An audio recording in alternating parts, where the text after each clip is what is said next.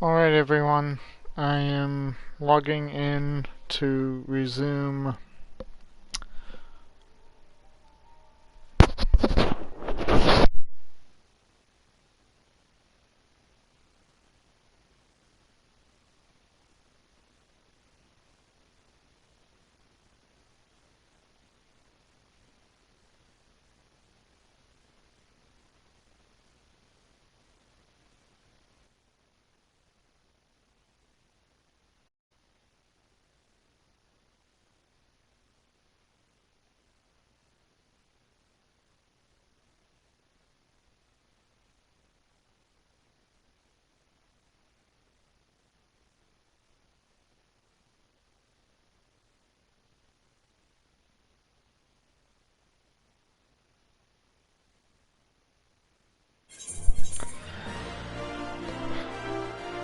and hello everyone, welcome back to another playthrough of Final Fantasy XIV. This is Myrokos and we are continuing our journey through ARR. I have gotten some of my setup sorted out.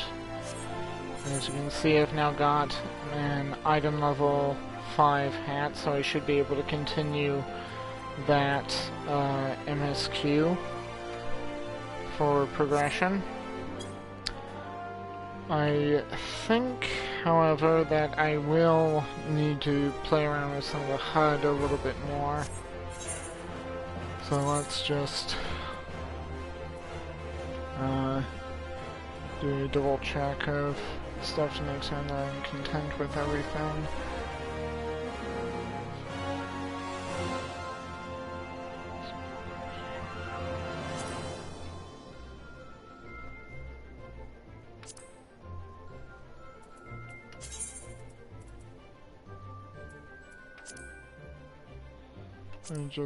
Okay, so let's move that to there.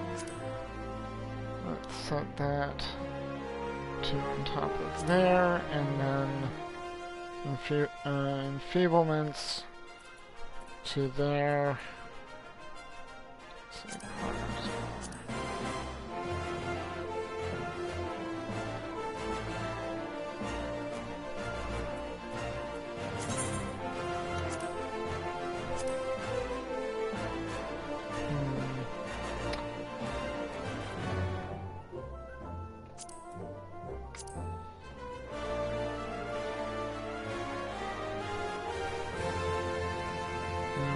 Have that there would be a little bit higher, and we can make changes as we go along. So the first step is to present ourselves to Warren for inspection, with the premise being that we need to have, so I think it was, body, hands, legs, feet, and head, all with item level 5. And 5, 6, 5, and 5. So we should be set.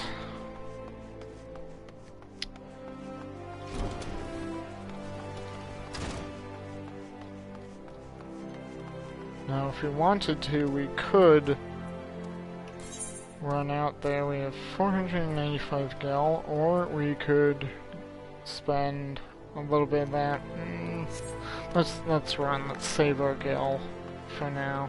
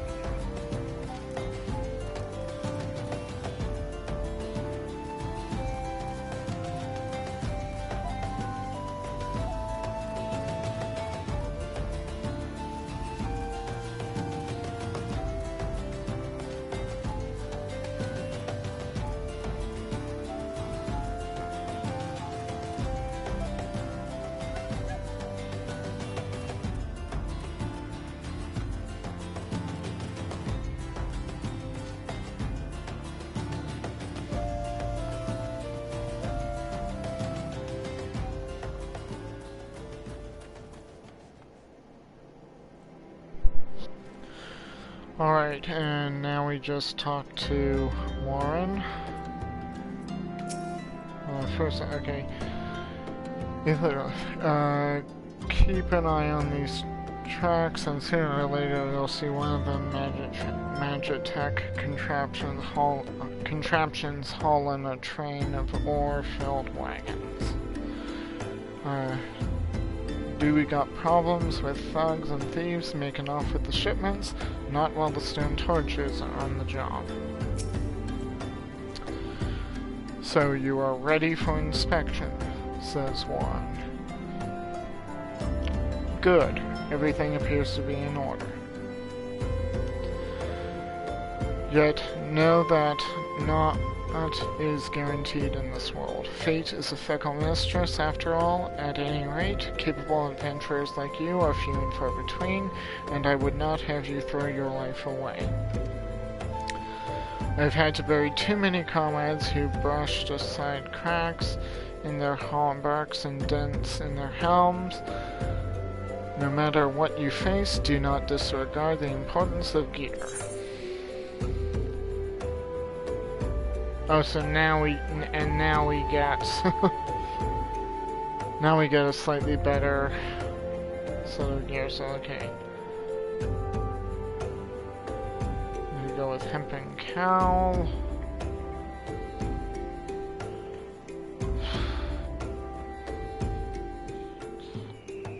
Okay, to get the hempen cowl, or if I decide I'm going to try a war job, having a piece of gear could be useful. Let me try it on. So that's what that looks like, and for comparison purposes, that's what that looks like.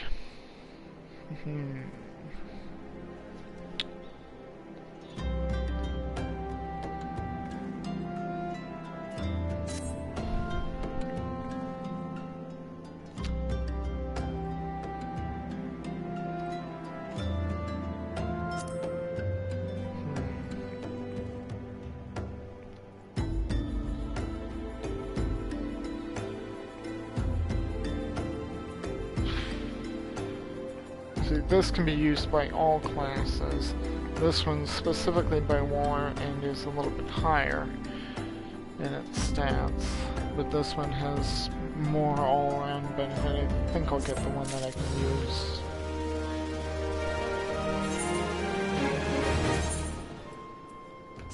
And of course, upgrade gear, keep yourself up to date.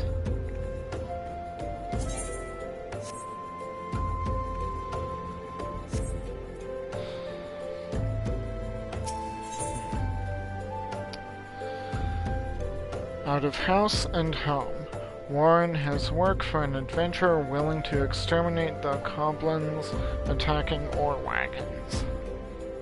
And here we can get a sword, a Helga's Monk item by the looks of it, a slightly better staff, or a bronze piece to increase our gil.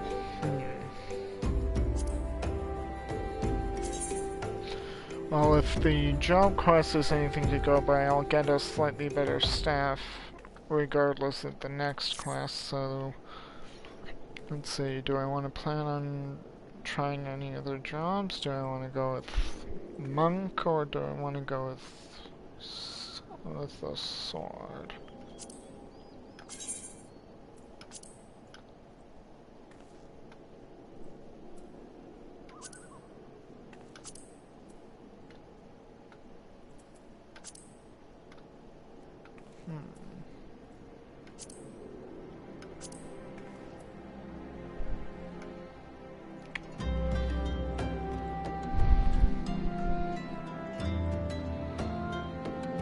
Well, I can think about it later. I know I'm going to get a better staff at the next job quest, so I can hold off on getting a staff.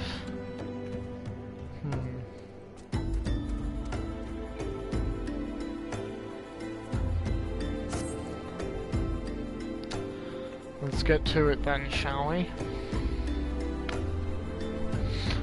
Ore wagons pass through this station every day, but not without incident. Wagons coming and going from the dispatch yard to the south must pass through a tunnel called Fesca's Watch, a tunnel in which some genius saw fit to put an ore storehouse, creating ideal conditions for a goblin nest. So now the ore-loving beasts have taken upon a residence in a tunnel we dug, and we're practically delivering meals to their doorstep. But no more. Inside the tunnel in question you will find a narrow fissure where the goblins hide. Use the silver ore cluster to lure out the creatures and then slay them. Okay. And we get to go over there.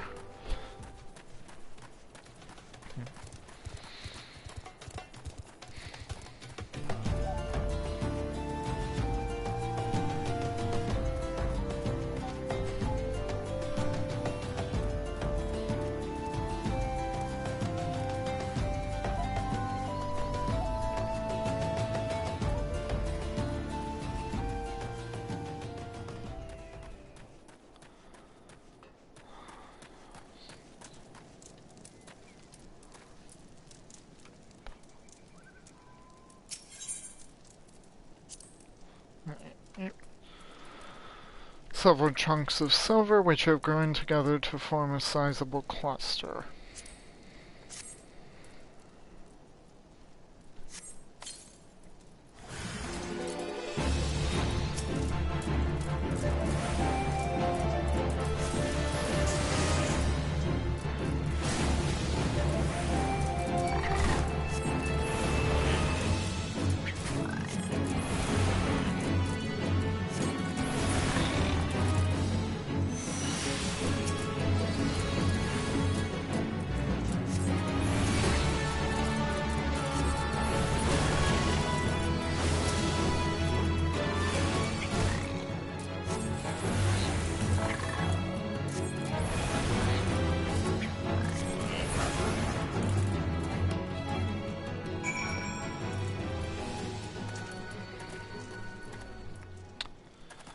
I just want to try to avoid those orange AoE areas.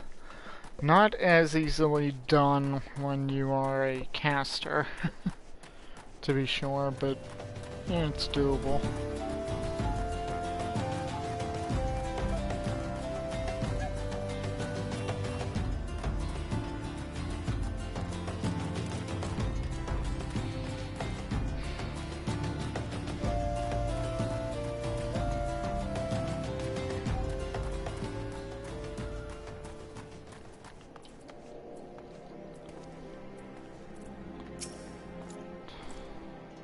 Well done. It shan't be easy work to keep the tunnel free of goblins, but our wagon should be able to go unmolested for some time. Disruptions to ore shipments threaten not only the interests of Amagina and Sons' mineral concern, but of Volda herself. One might liken these train tracks to veins that bear our nation's lifeblood. If only we had more men like you to lend a hand. Okay, so... well, if I decide to tank... physical DPS, I think, is the mod base of the weapon. And Gladiator is clearly a tank. Paladin is definitely a tank, so...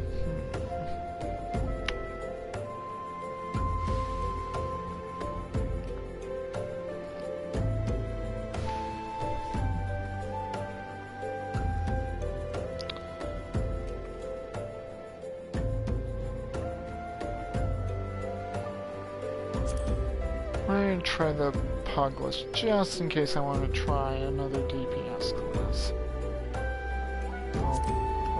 Yeah. Just in case.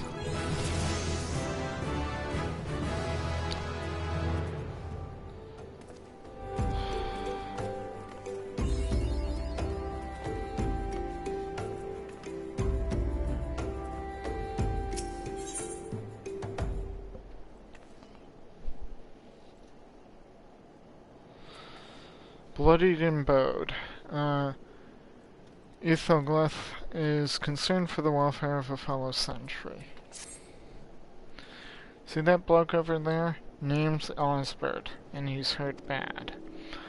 Now, it ain't exactly my job to mind his business. I'm a torch, he's a blade. But that, at the end of the day, we're both people, you know what I'm saying? Anyway, I went over to him just earlier, asked what's wrong, but he refuses to tell me. Stubborn bugger. Seems his pride's more important to him than his life. What is it with men and acting tough? I tell myself I've tried, but if the fella ends up kicking the bucket, I don't want that on my conscience. I know this is sudden, but can you try talking to him? Can you try talking to him into drinking the high potion? I'd sleep a deal better for it if I ain't got one. Better for it. I ain't got one on me, but one of them fellas out yonder sells it.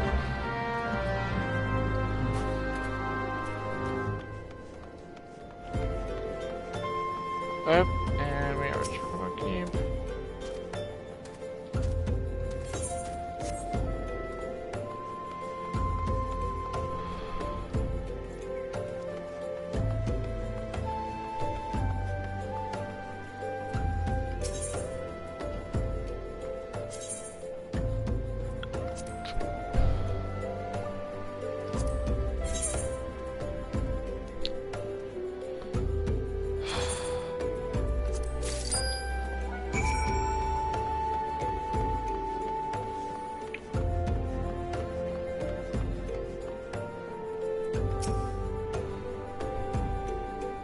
Breathe, Osbert, old boy, just breathe. Pain is just weakness leaving the...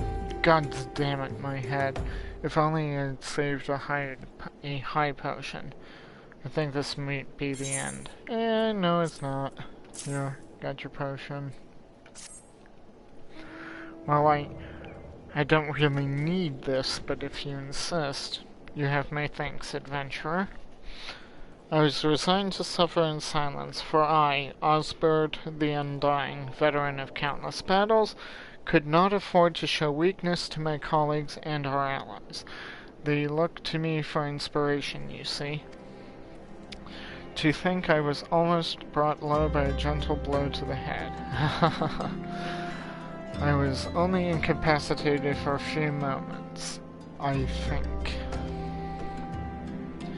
To repay you for your discretion in this delicate matter, I shall share with you my warrior's wisdom.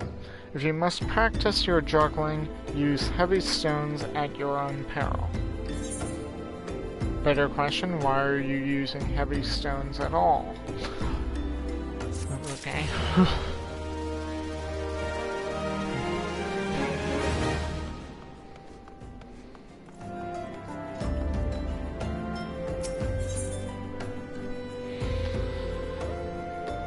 Zuzumida wants to, way down in the hole. Zuzumida wishes to share with you a most amazing rumor. I, the altruistic adventurer. I was hoping we'd bump into each other. Why? Because the most fascinating piece of news recently reached my ears, and I'm eager to share it. May I? You may not. But I have a feeling you're gonna do it anyway. Rumor has it that there's a vast, untapped vein of ore beneath the ruins of Sildi. But that is not all. Inconceivably, the concern appears to be entirely ignorant of its existence, and even as we speak, a young upstart, a self-made merchant from Stone's Throw, of all places, is moving to claim it. The fellow's name is Wystand. Or Wistand. Wystand? Wistand? And he is very, very ambitious for a young man. Not only does he intend to secure exclusive excavation rights, but they say his master plan is to use his new fortune to curry favor with the Sacrarium. Of course, the thaumaturges only consider the opinions of the most wealthy when drafting the laws of Ul'dah. If you would have your voice heard, you must be prepared to pay a sultan's ransom. One voice, which is invariably heard, belongs to Lord Lolorito. He has long lavished guile upon the thaumaturges, and some claim he devises new laws with the express intention of ruining his competitors while protecting his own interests. Suffice it to say that if Wystand thinks he can compete with the likes of the Syndicate, he's in for a rude awakening, but that eventually may yet be a little way off. For the present, he is moving ahead with his plans and assembling a team to survey the site. I am told he's at the Coffin right now, recruiting able-bodied adventurers to escort his prospectors.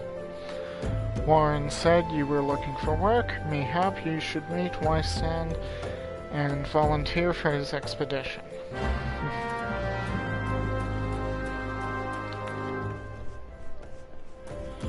If the audio is too loud or you can't hear me do voiceover, please let me know so I can look into adjusting any of the audio settings.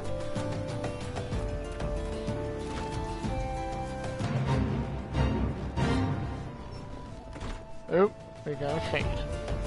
Why don't we give it a try?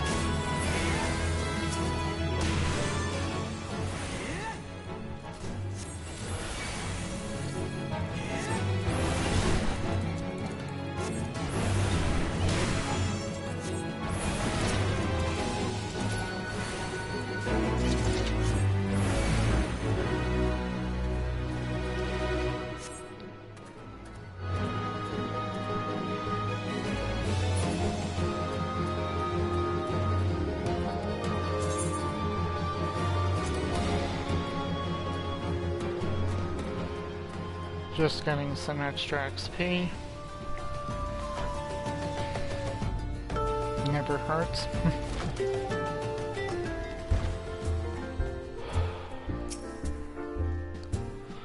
Come to join? Sorry, but you're too late.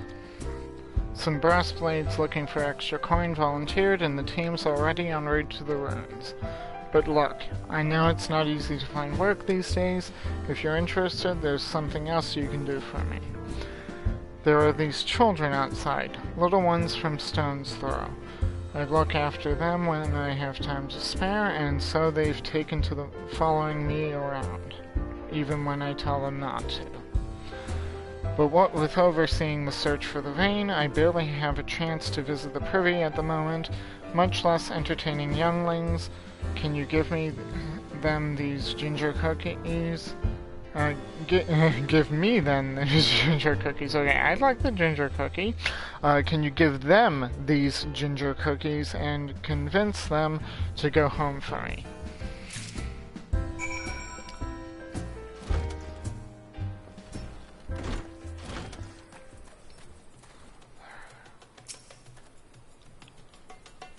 I ain't going nowhere, mister. I'm too hungry to move besides, so you'll have to carry me.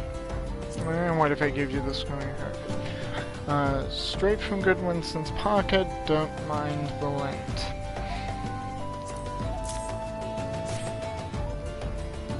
A cookie? Well, if Wyston says Wyston really wants me to go home, then alright. But I want 2 next time.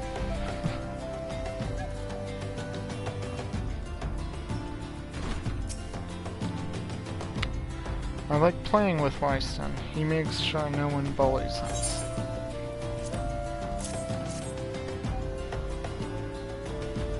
Wyston's worried about us. Oh, I don't want to make him worried. I'm a good girl, so I'll go home.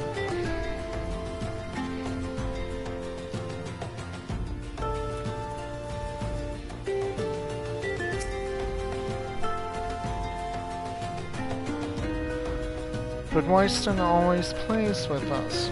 Why won't he come out and play? Well, he's busy working, but he is thinking of you. Have a cookie. Wow, a ginger cookie. I'd better save some for my brother. I know. I'll go home and eat it with him. Oh, how nice. Wyston's kind to us. I like him. And here's your cookie. This is for me? I want to eat it, but then again I don't, because then it'd be gone. Tell Wyston thanks and tell him I'm sorry for getting in the way.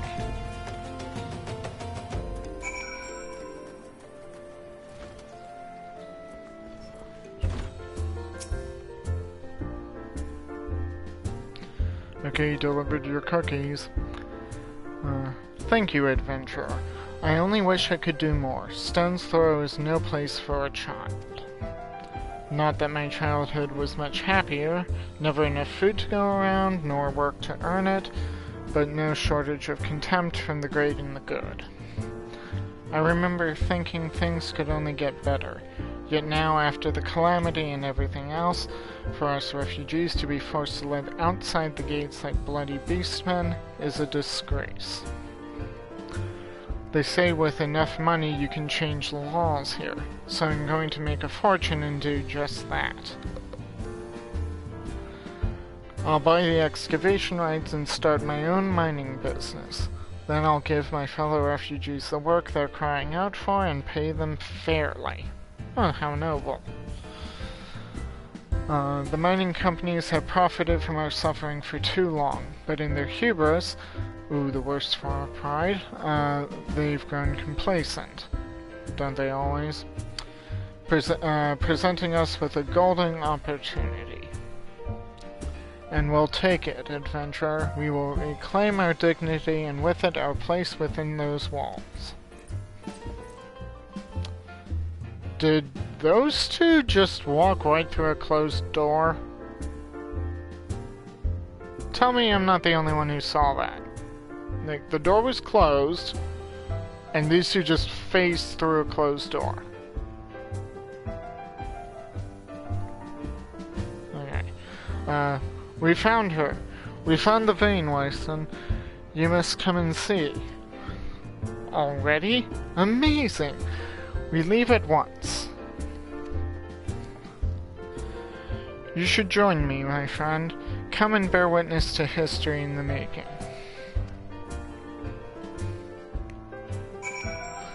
If you like what you see, why don't you click follow, and that way then you'll be notified and aware of when additional streams pop up.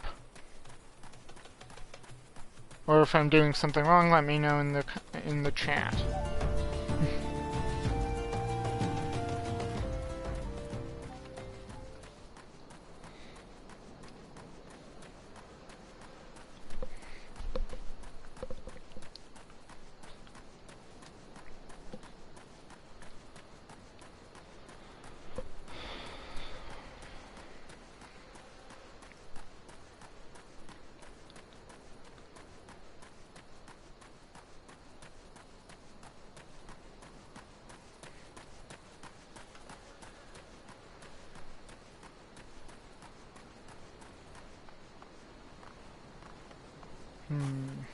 Lots and lots of spriggans. Meow? What? Oh. What's the matter, dear? Oh, sorry, my cat just decided to chime in. Ooh, this doesn't look good. Lots of dead workers and brass blades by the looks of it. Oh, no, no, that's not your water, that's my water. No.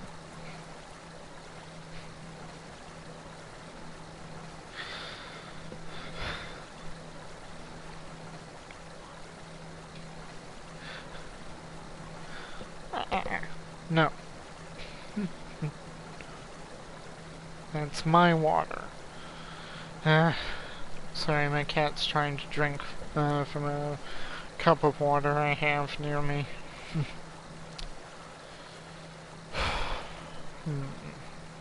So we have spriggans, and we have... okay.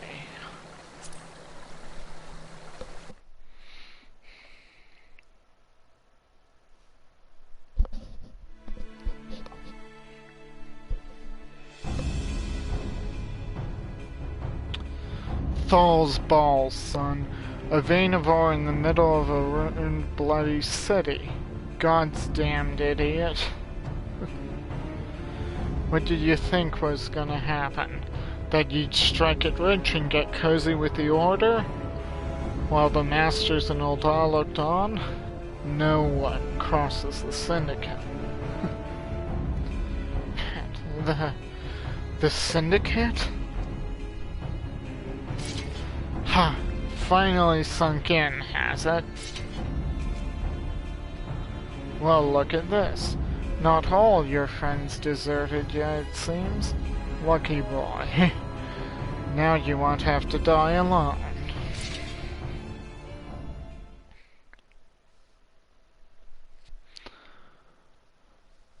O mournful voice of creation, grant ye this humble stone a soul, that it may wake to life.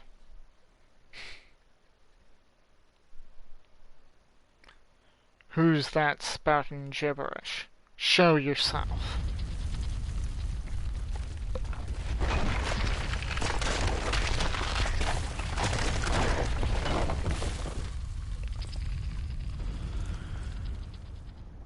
This ain't part of the bloody plan. Bloody hells, does Lord Lolorito mean to kill us too? Well, it would be one way to stop having to pay out so many people.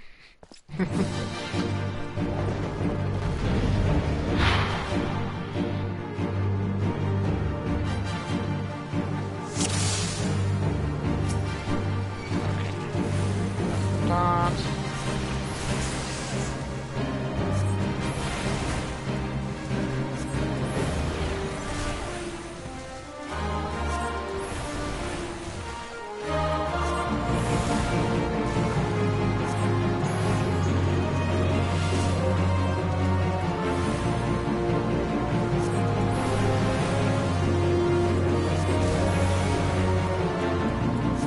Strong, but are you strong enough to withstand this?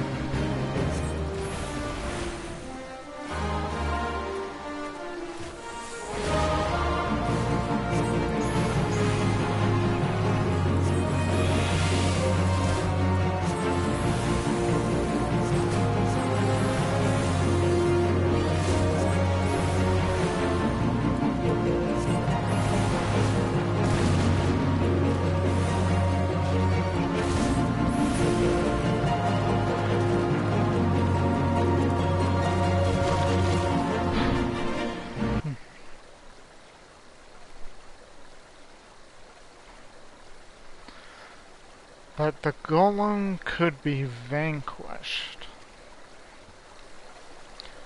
That man is no ordinary adventurer.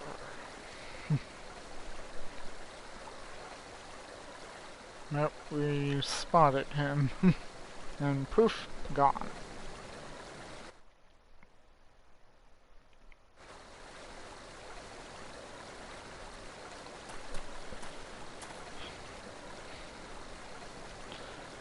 Damn, seems I've missed all the fun.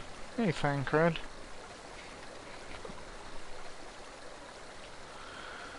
I see you didn't need my help this time.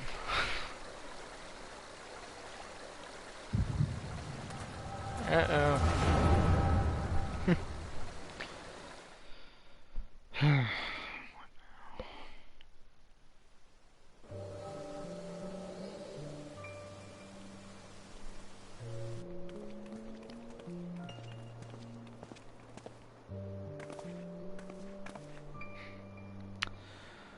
I would compose a ballad in your honor, but I fear no words would do you justice. The songstress of Ulda herself could not rival your beauty.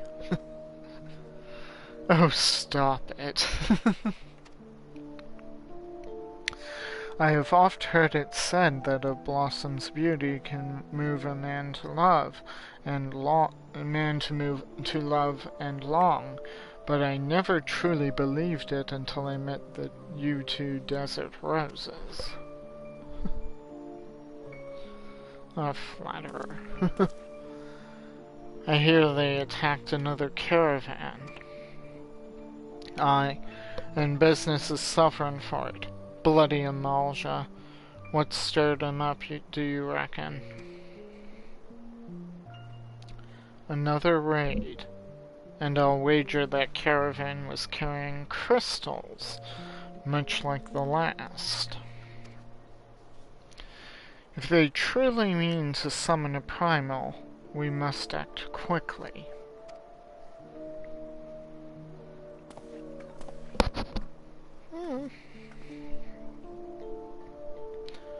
Are you coming, love? You wouldn't keep a girl waiting, would you? Hey! No!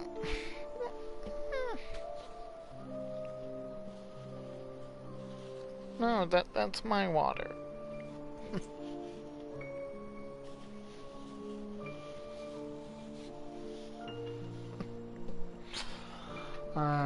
You wouldn't keep a girl waiting, would you?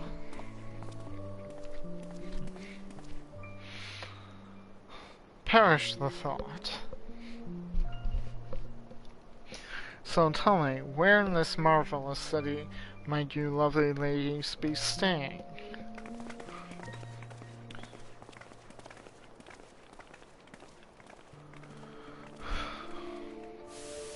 Ladies' man. It's definitely a ladies' man.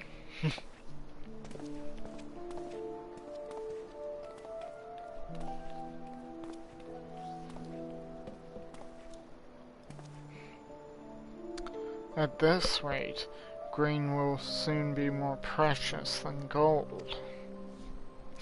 A result of the uncommonly bad harvests, to be sure. And we have you to thank for them, do we not?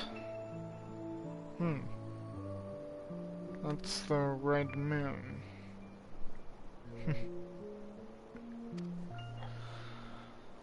Aye, this weakening of etheric flow must surely be linked to Dalamud's descent.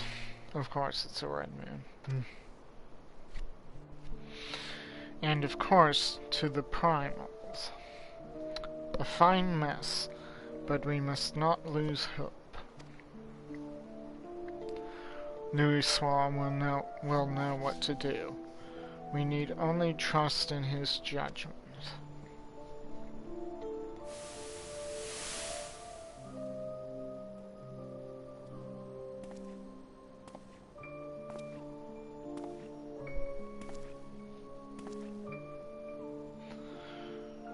Truly a marvel of Charlean ingenuity. It's as if I could reach out and touch the ether.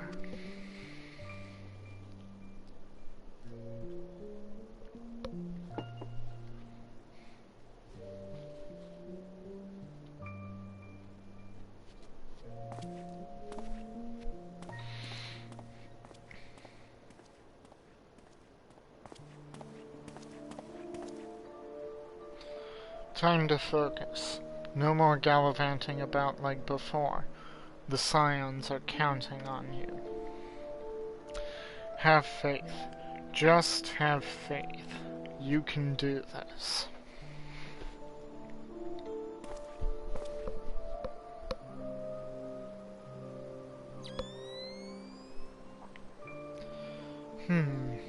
This disturbance is recent. The Sultan tree? Maybe Papashan will know something of it.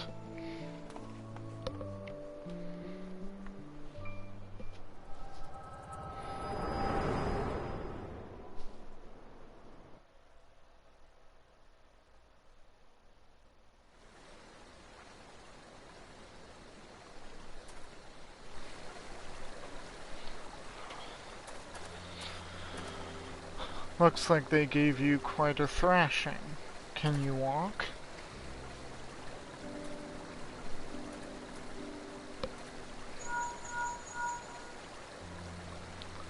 It's me. I was too late. Our person of interest had already quit the scene. The General? Very well. I shall be there anon.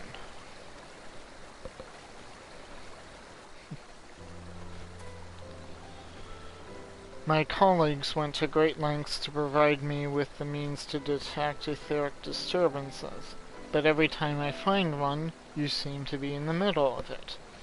I'm starting to wonder if it might not be simpler to just follow you around. Sadly, I have business elsewhere. Tread softly, my friend. The carefully laid trap you dismantled was clearly sanctioned by Lord Lolorito. I heard the Blades mention him as they fled.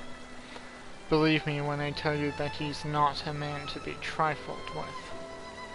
The Sultana's enemies grow bolder by the day, and I suspect they have the support of outside forces. Thank you.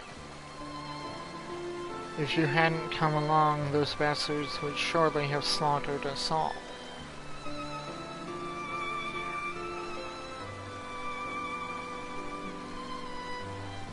I would speak with you further, but it isn't safe for us to linger here. Find me at the Coffer and Coffin later. Until then, stay safe.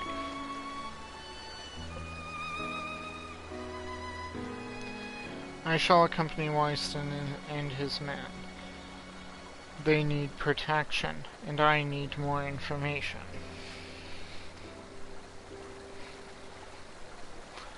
But where are my manners?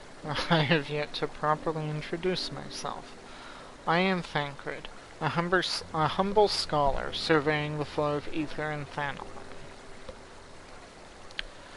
It is an honor and a privilege to make your acquaintance. I hope when next we meet, it is under more auspicious circumstances. Farewell.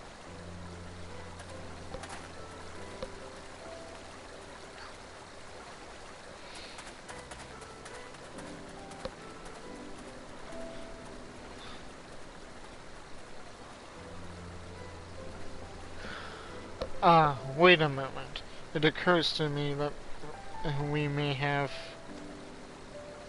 Never mind. Fare thee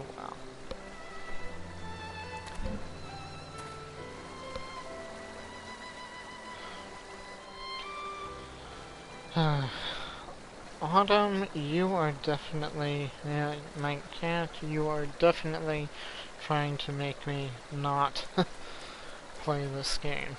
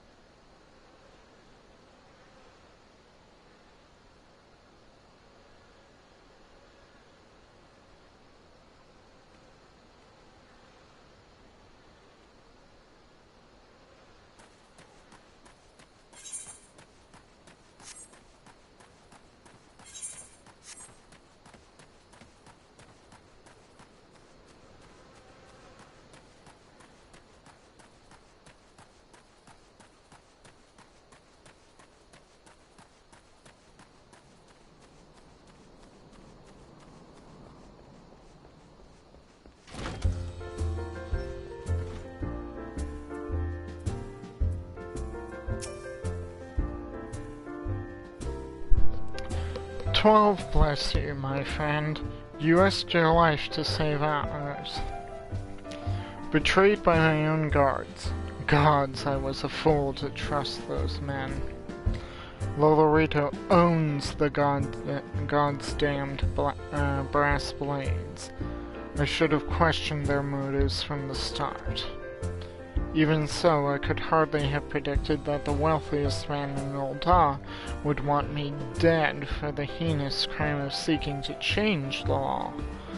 I'm just a merchant for God's sakes. That ruthless bastard. And what of that monstrosity? Those were his own men. It beggars belief. Well, that's it. I'm finished. If I stay in Ul'dah any longer, I'm as good as dead. My associates, my friends, gods, even the children may not be safe if I don't disappear. And you, goddammit, if Lolorito learns of your involvement, I'll speak with the others and make sure your part in this stays secret. Beyond that, I don't know what to suggest. Maybe you should seek the counsel of Mistress Momodi. She's helped countless adventurers in her time. Mayhaps she'll know what to do.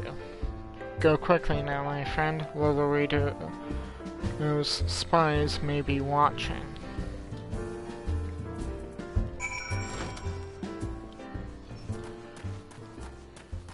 Oh, great, we're wanted by the government. We're part of it.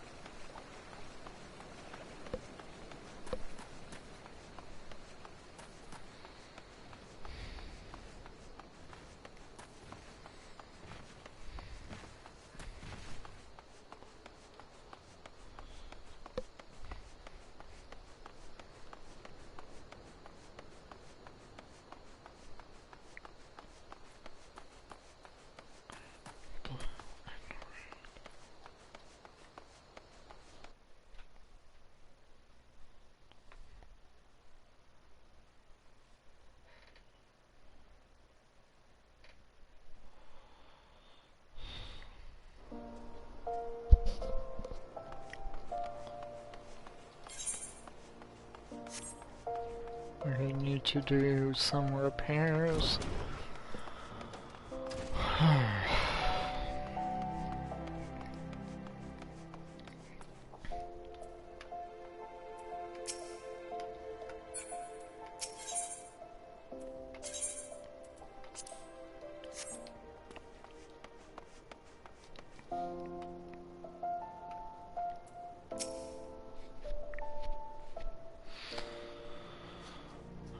Settle down, Myrokos. You've got nothing to worry about. No one seems to know you were at the ruins. Wystan, on the other hand, is now a pariah. About as welcome around here as a rabid wolf. Poor bugger. Suffice it to say, that boy risked the wrath of the wrong man. Lord Lolorito, chairman of the East Aldenard Trading Company, generous contributor to the Order of Naldthal, and member of the Syndicate. Didn't get where he is by leaving loose ends, that one. Which is why he ain't above killing his own men. Hells, even if those blades knew what was coming, it's not like they could refuse to do their benefactor's bidding. Don't let this color your view of Ul'dah, Myrokos. It is true that there are some here who ain't afraid to crack a few skulls if it gets them what they want, but most of us are decent folk just trying to make ends meet. You know, a lot of people would call you a damn fool for risking your life to save a marked man. But I believe you did a good thing, Myrokos, and for that, you have my respect. Listen, you've been through a lot lately. Why don't you rest a spell? I'll have the boys at the Hourglass set you up with a room. My treat. Just have a word with Otopa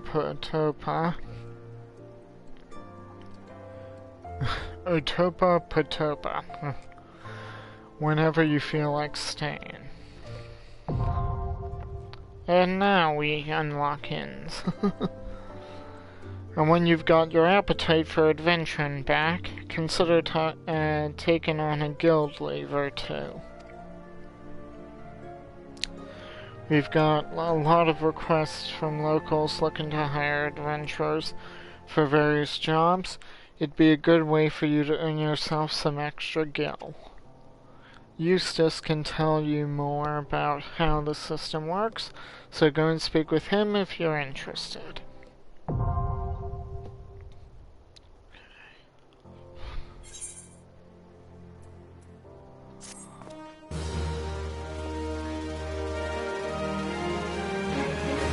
You now have access to recommendations. This feature displays a list of quests or duties currently available in your area. Recommendations list can be opened from under duty in the main menu and will also be displayed automatically on login. If you find yourself unsure what to do next, this tool makes it simple to locate activities suitable for your present class and level.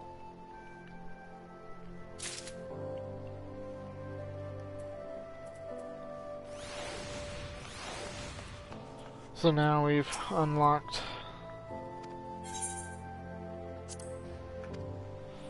it, so let's see what the room looks like.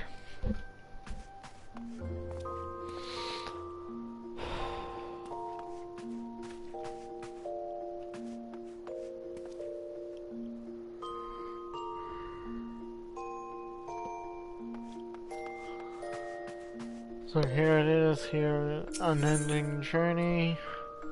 So here we can revisit cutscenes, if we so wish.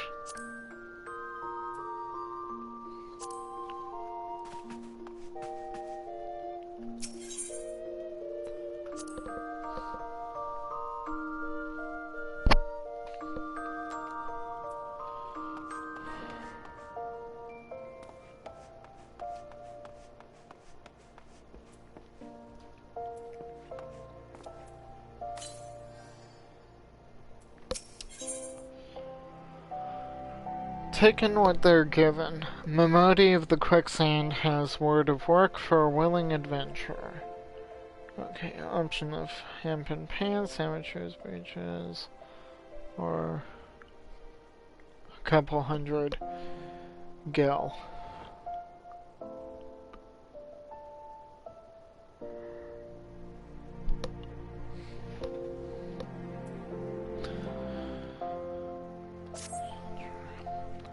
Look what the Curl dragged in. Good to see you, Myrokos. I'd ask what brings you, but I reckon we both know the answer to that already. Well, have I ever let you down before? Wait, don't answer that. Yeah, well, you were kind of blocking me out of the inn until recently, so yeah, you did let me down there. So happens I know a fella by the name of Dadanen who needs a hand. He's a merchant by trade, selling precious stones to those in Ul'dah with the means to buy them. He's asked that I send any looking for work his way. You can find him over in Horizon if you fancy. That's in western Thanaland, mind you. Just cross the bridge north of Scorpion Crossing and the road will take you there. Knowing the circles he deals in, might be he'll have some talk of the royal family that'll interest you as well. And why not make use of a chocobo porter for the journey to Horizon, if you've got the gil for it, that is. You'll find the chocobo stables across the way from my quicksand, find Myrokos, and he'll set you straight. Well, off you go then. I haven't got all day to be holding your bloody hand.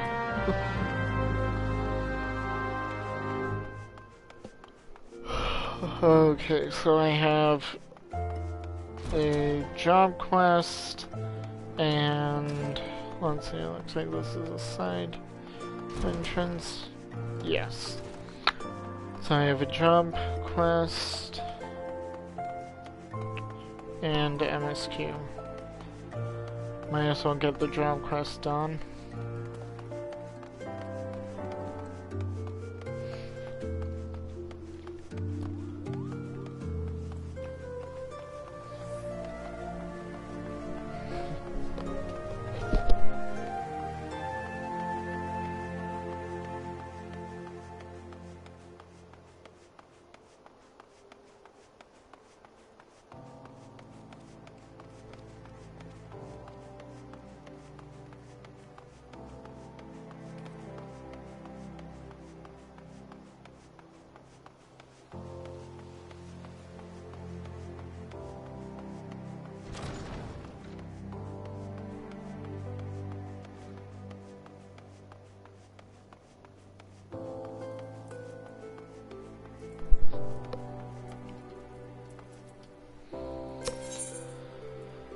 Okay, the threat of paucity.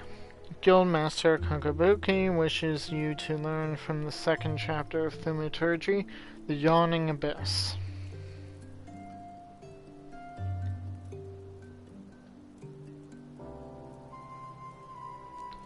And here we got a scepter,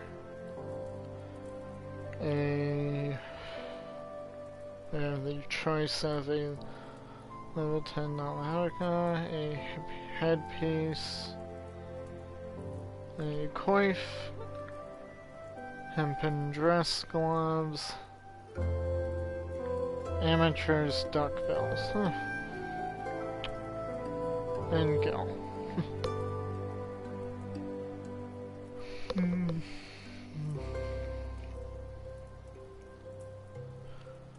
Just +2, and it's a little bit better, but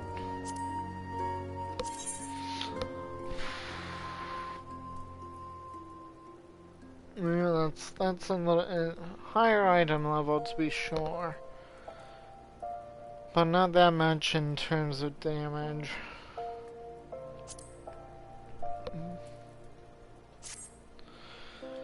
Yes, Myrokos, yes. The aura of power surrounding you is palpable. The glare begins to blind my thaumaturge's eye.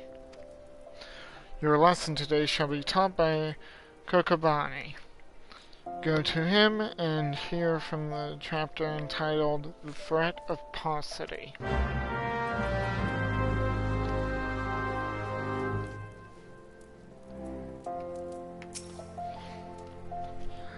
Aha, so Myrokos, you have come to learn at the foot of the third eldest brother, have you?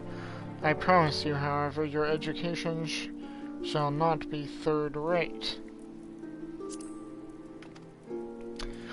Let us read from the second chapter, shall we? Are you settled? No last-moment trips to the privy? Very well. The threat of paucity. Ah, how magnificent the ruthless power we wield. Flames devour ice-and tombs, and lightning courses through the stricken bodies of our foes. But oh, such desperation when the wellspring runs dry.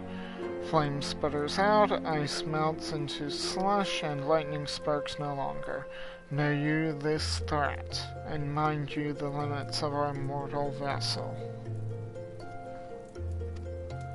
A terrifying thought, isn't it? A thaumaturge who has exhausted his arcane reserves is not a man with a stick and not but a man with a stick and a funny hat.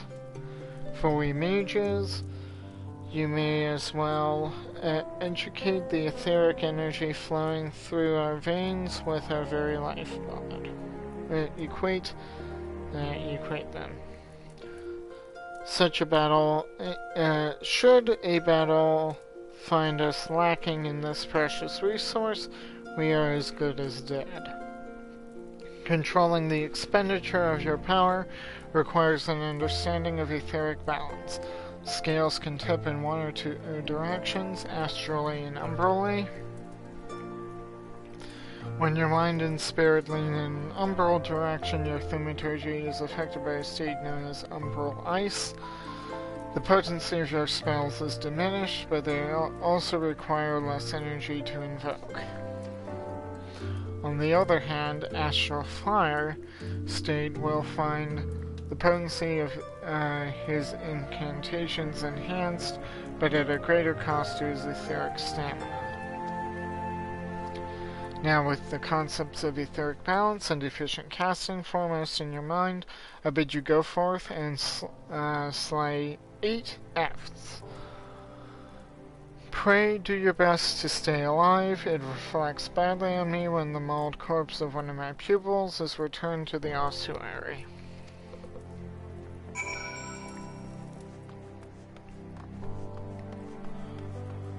So we have to kill 8 F's.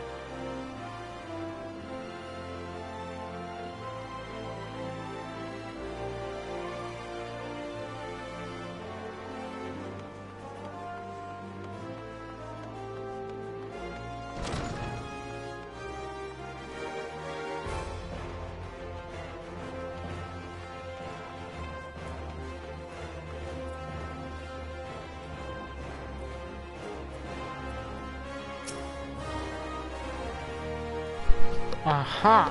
You arrive before me, upright and breathing. Wonderful! It is so much simpler to pose questions to a student without having to resort to necromantic divination. Tell me, Myrokos, what action would you take if you found your thaumaturgical endurance exhausted in the midst of battle?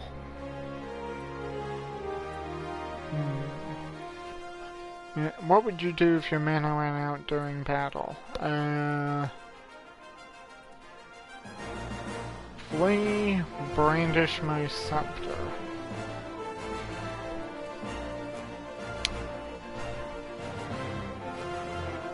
Flee. Oh-ho, most practical indeed. A discreet withdrawal to await the replenishment of your energies is a sound strategy. But should there be nowhere left to run, a vial of ether can be your stoutest ally. Ah, ether. The draught of the gods. We thaumaturges indeed, any who practice the arcane arts of arcane manipulation, value this substance above all others. Thus it was with unbridled fury that we received the most recent report of Beastman activity. It seems an Amalja raiding party has attacked a caravan on the trade routes and made off with an entire crate of precious ether. The time has come for you to put your new knowledge to the test, annihilate the Amalja bandits, and retrieve the cargo of ether-filled vials. According to the report, their armored war transport was last spotted to the south of Drybone. Ah, and I believe Kakabuki has an additional request. While you are busy incinerating the Amalja, be sure to collect some samples of their blood, assuming you can draw any from their smoking remains.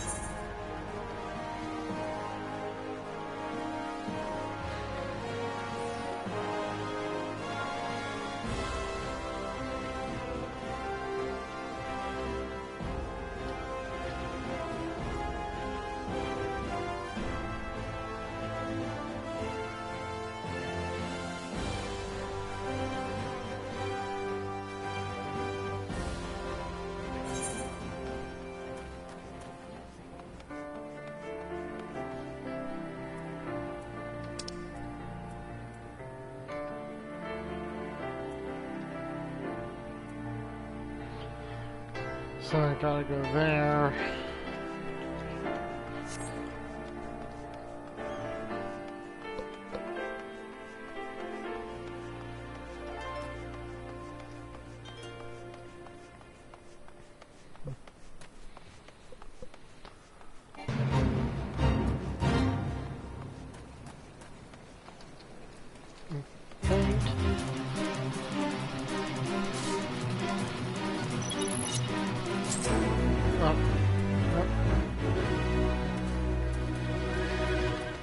Mr. Fate.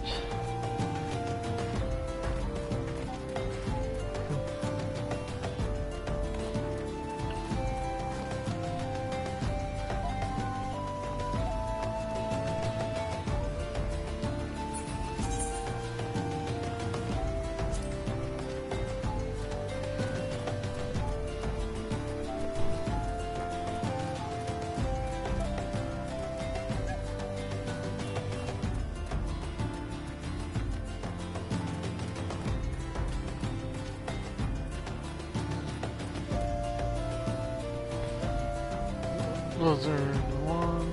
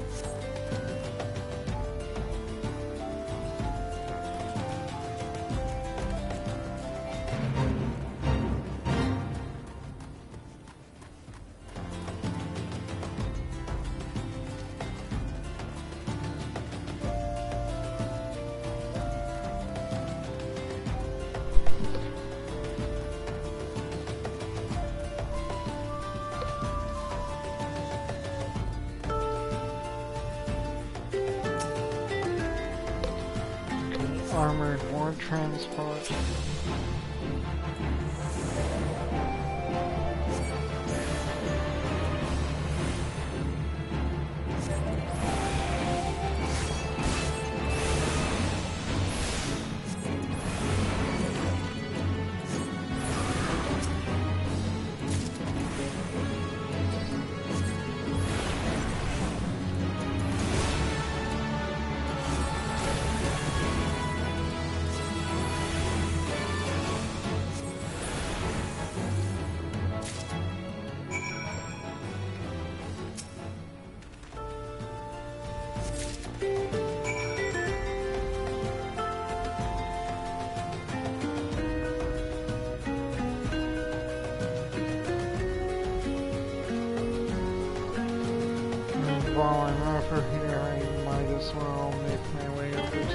different tune.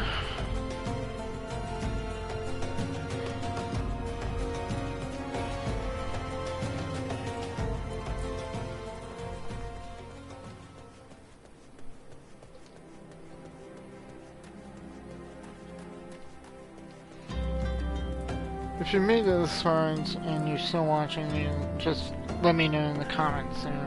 I'm watching. That sort of thing.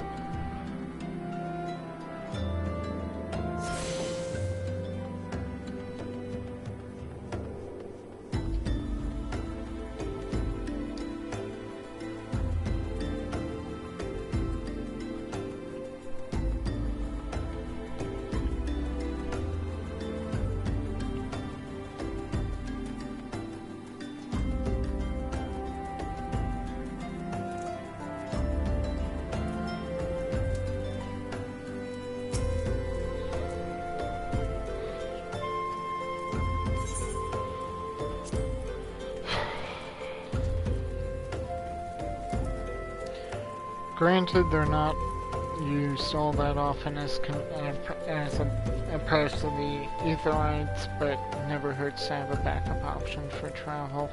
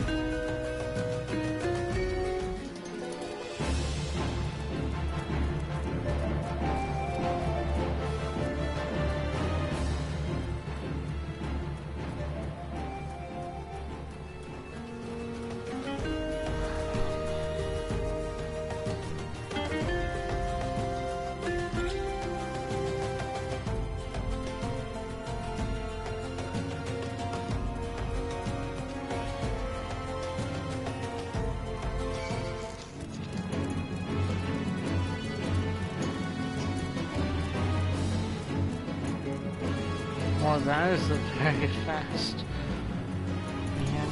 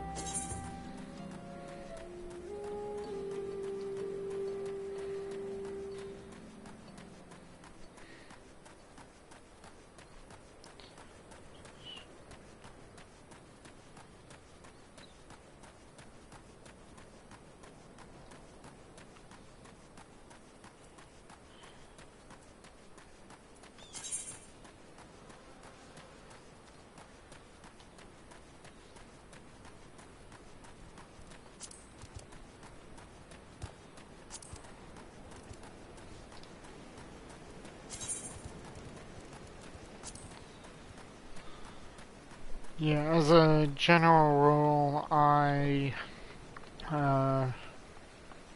try not to accept things like free company, just random, hey, you want to join a free company? It's like, who is this person? Like, okay, I can at least read the profile and get a sense, but it's like, who is this person I've never met? Why should I agree to join this free company?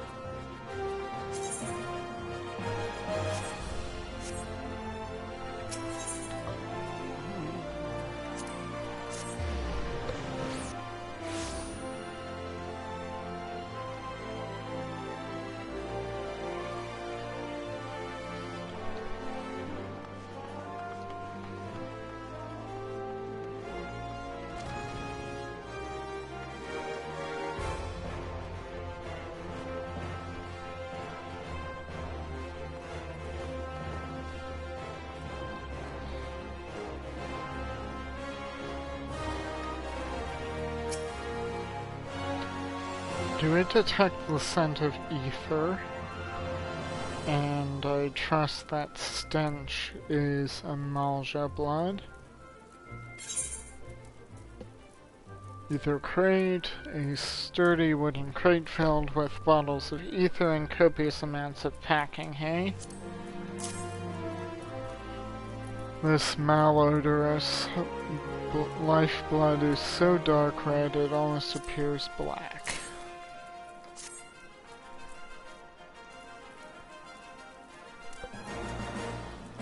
Oh, 10 vials, 20, 30! The sight of so much ether is just so very comforting.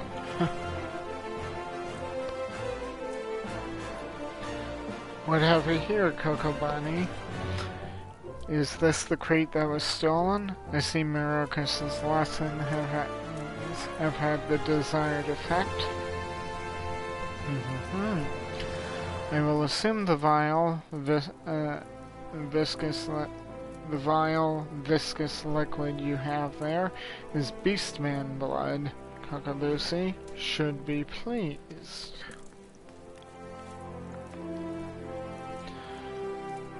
Kakabuki, you left word for me to visit the ossuary. Have you finally decided to begin my training in thaumaturgy?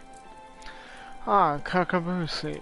Good of you to come. Myrokos here was kind enough to obtain a supply of Amalja blood for you. An alchemist acquaintance of mine explained how you had been using the substance in your research to create a mana-amplifying elixir. Naturally, we are most interested in the results of such experiments. So you see, Boozy, your work as an alchemist already puts you in a position to work alongside us. You needn't become a thaumaturge to be part of our family. That's right, Boozy. Besides, the battlefield is a dangerous place, and our skills are not exactly suited to keeping others safe from harm. I see. This is but another attempt to dissuade me from pursuing my true calling. I do not want to cheer you on from the safety of my workbench. I want to fight at your side. But, Boosie, we just cannot stand the thought of you being harmed. Pray do not do anything foolish. Myrokos, if you are done here, I would speak with you further.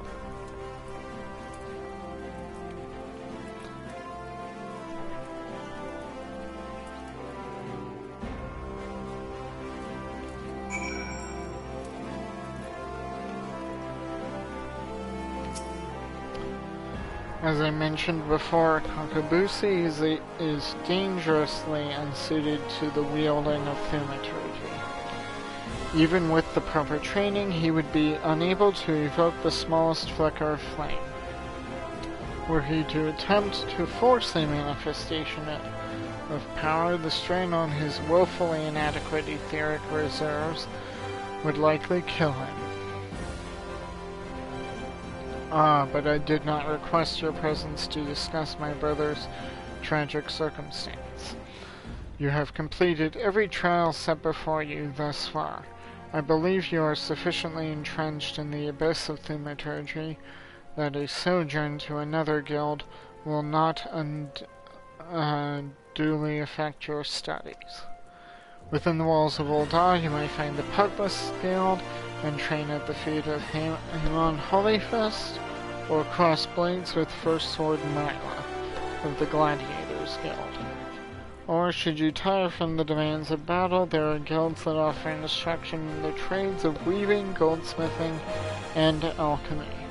I believe there is even a guild that teaches mining of all things. I should hope, of course, that thaumaturgy remains your first and foremost obsession. Do not absent yourself from us for too long, Myrokos. You now have access to the armory system, and quests to unlock other classes can be undertaken by speaking to the receptionist in the corresponding guild. There exists a myriad of disciplines in Eorzea that adventurers can take up for the most rewarding experience.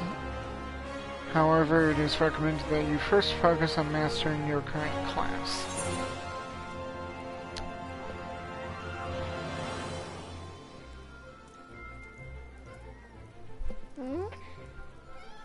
Well, wow. I'm playing a game.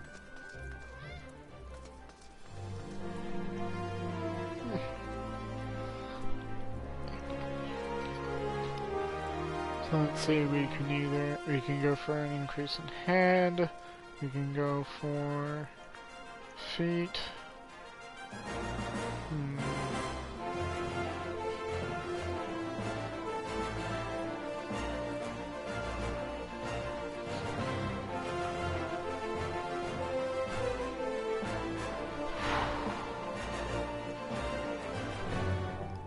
Well, the Amateur's Hempen Coif has the best,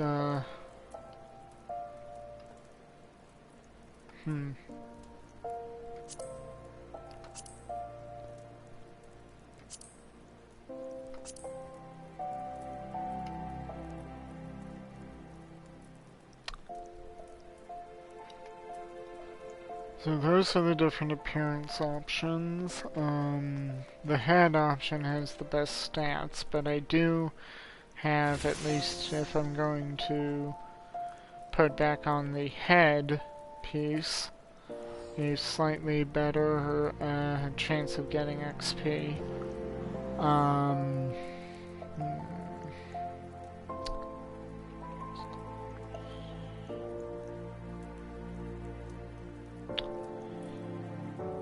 In that case, so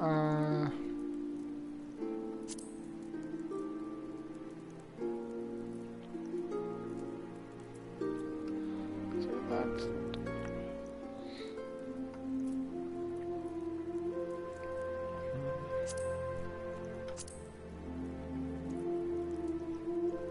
well, those two coordinate well together. The cloak and coat with hood and the gloves. I think I may go with that for the aesthetics.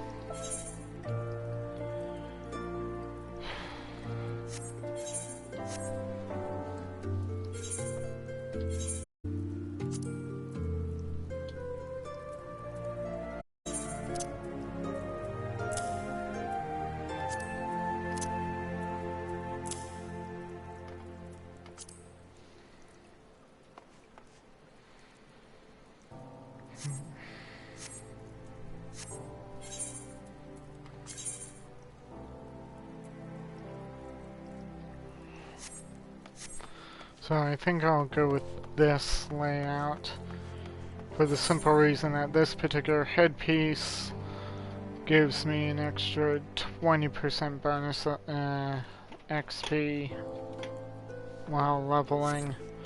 So that's something that can help with.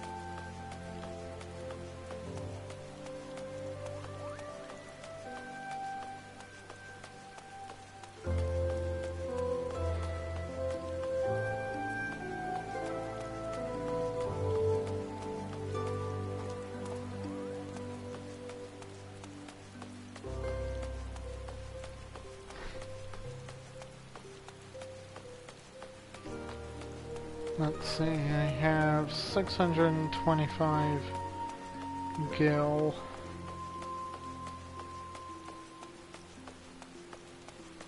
And how much is it to get to Horizon?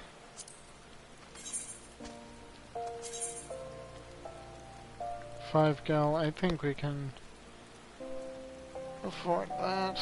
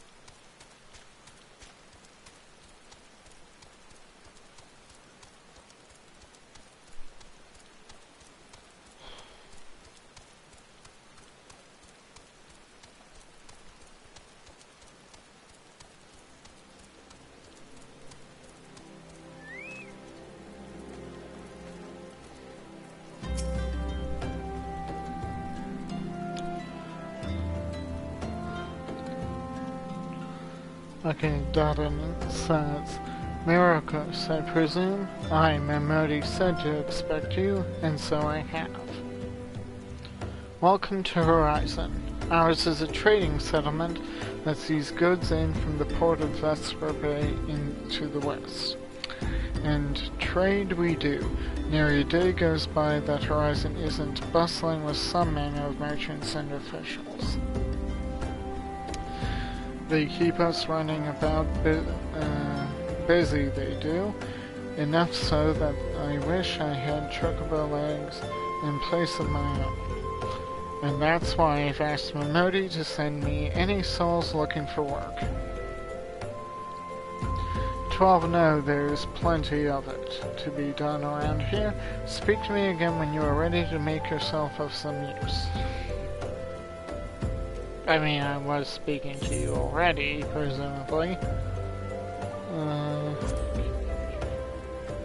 Yeah, so here are the hempen trousers. This one's...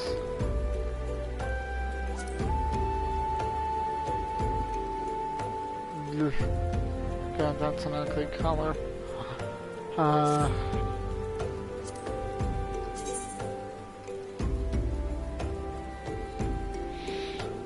That's not bad. And besides, you can't really see it underneath that.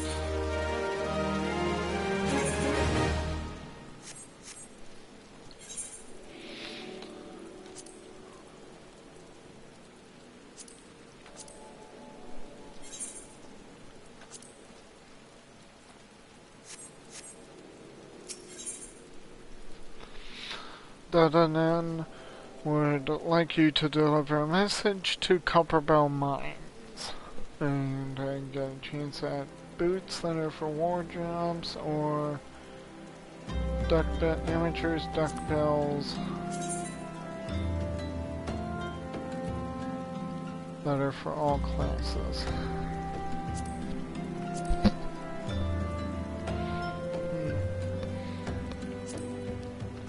Kind of like the looks of the amateur duckbills a little bit better.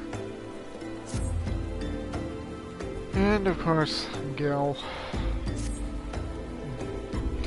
It so happens that I have a situation that must be resolved post-haste. And I do mean post-haste. I'm plumb out of premium product, and my latest order has yet to arrive. If I keep my customers waiting any longer, this could irrevocably damage my reputation. What's worse, I paid my man in advance for his services. Despite his assurances that it would be a simple affair, I've heard nothing since he departed for Copperbell Mines days ago. Find a drunken stag and give him this notice. I cannot afford any further delay.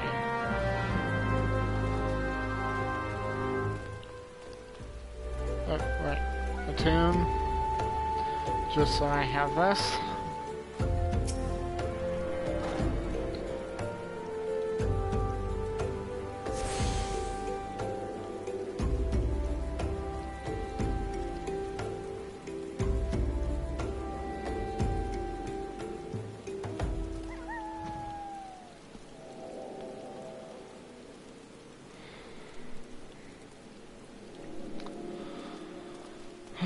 Okay, now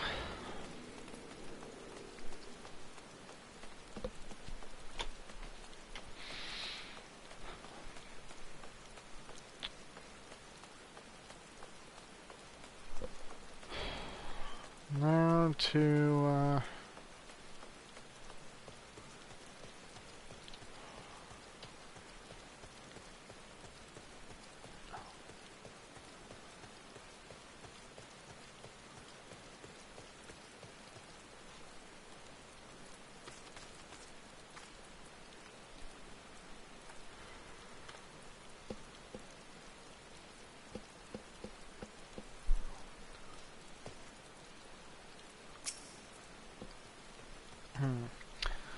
Drunken Stag. What do you want, Darden's product.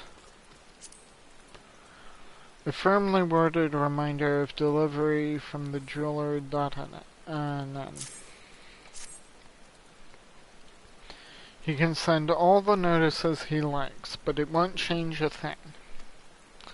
The concern has closed the mines due to some incident in the depths. It's a goddamn shame, too. Lost a decent haul just over yonder during all the chaos.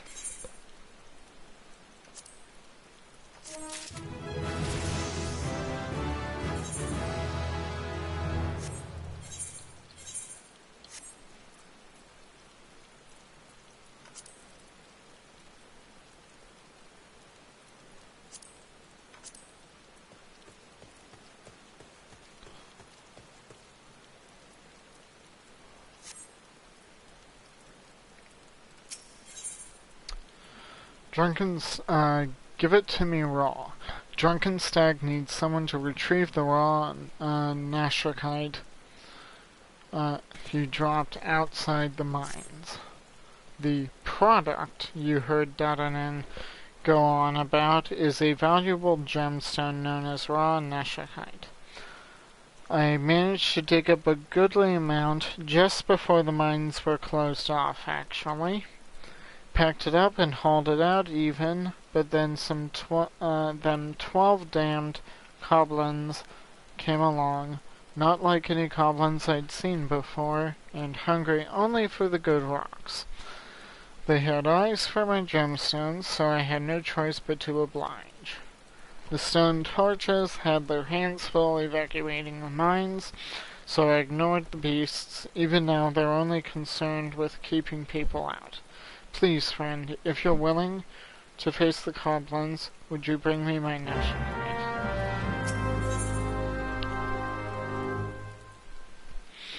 No toll gets left behind. Tord Whisperer at Copperbell Mines has lost his mining tools. Adventurer, please, a moment if you would. Do you mean to go into the mines? Yes. I fled for my life when the goblins came, and only now realize I left my tools behind. Please go retrieve them. Yeah, sorry about that. I inadvertently clicked a little too soon, but the gist of it is, please go and retrieve.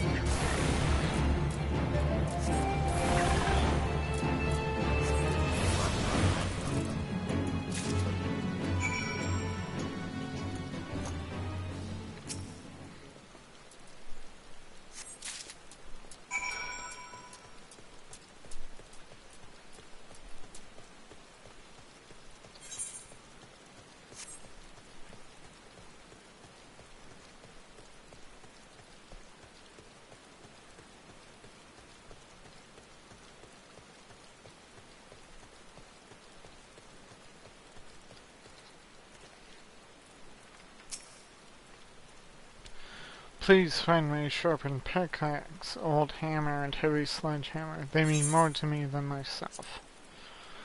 This weathered pickaxe has seen countless years of use, yet it is still sharp as the day it was forged. This weathered hammer has seen countless years of use, yet it has seen to it that the haft remains well varnished. The sledgehammer has seen countless years of use, and though dented and scratched, its iron head is still in fine condition. Gods bless you! You found them, oh my beauties. I thought I'd lost you forever. Mining's all I've ever done. It's all I know. With Copperbell, what it is now, it's time to move on elsewhere. But without my tools, I just couldn't. I can't thank you enough, friend. You've done more for me than you could ever know. Oh, you're welcome.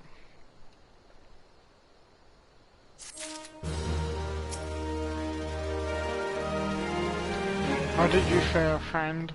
Did you find the raw neshachite? Yes. An extremely rare variety of malachite that gets its name from its deep green color. The same color as former Uldan Sultana Nanasha ul Nasha's eyes.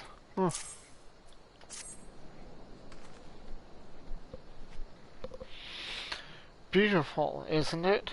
Rarer than many stones, and more expensive than most. They say the green is the same as the eyes of Nanasha ul Nasha, who once ruled as the Sultana.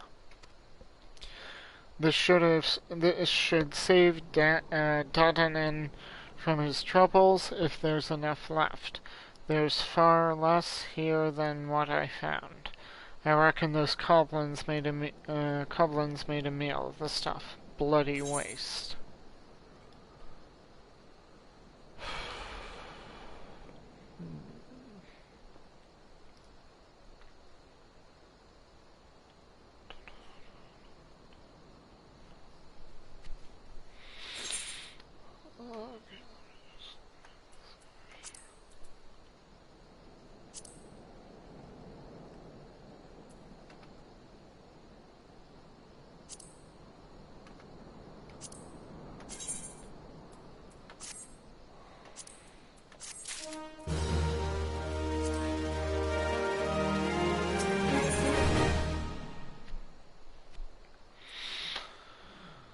The perfect swarm. Drunken Stag wishes to repay your kindness with some useful information.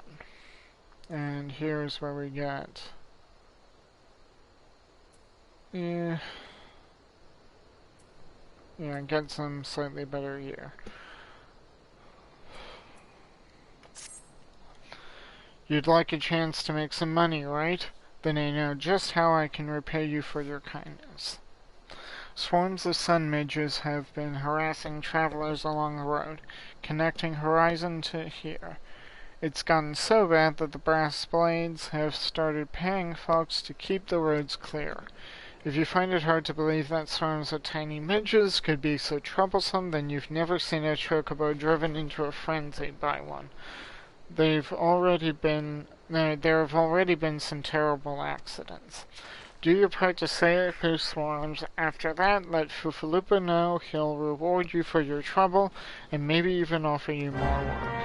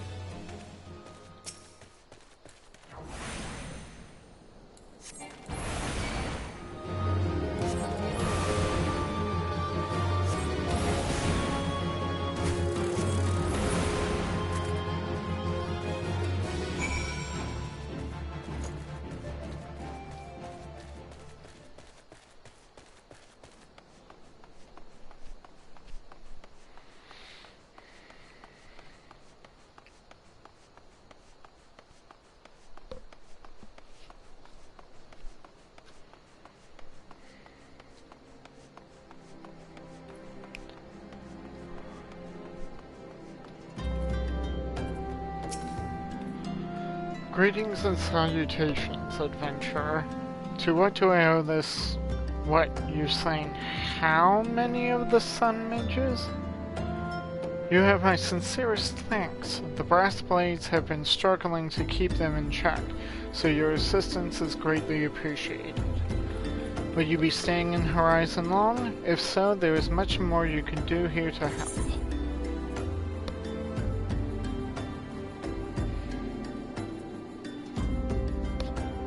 Well, if I decide... So I think...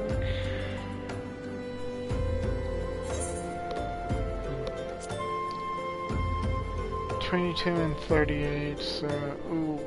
Okay, yeah, definitely got the war one. As much as I want more Gale, having some other options just in case. Comes up, last letter to Lost Hope. Fufalupa wants you to track down a missing courier. Pray allow me to enlist your aid, brave adventurer. I would have you ascertain the whereabouts of a missive I sent to Lost Hope the other day. Captain Leofrek is stationed there. Ever since he was transferred, we've exchanged letters, but never before has it taken this long to receive a reply. And so I fear that the courier may have met with some misfortune en route.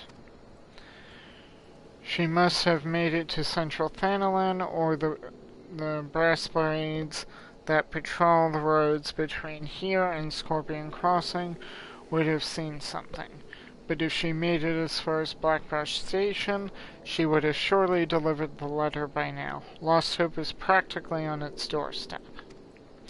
I suggest you focus your search on the road to Blackbrush Station in Central Thanalan. With luck, you will find her quickly.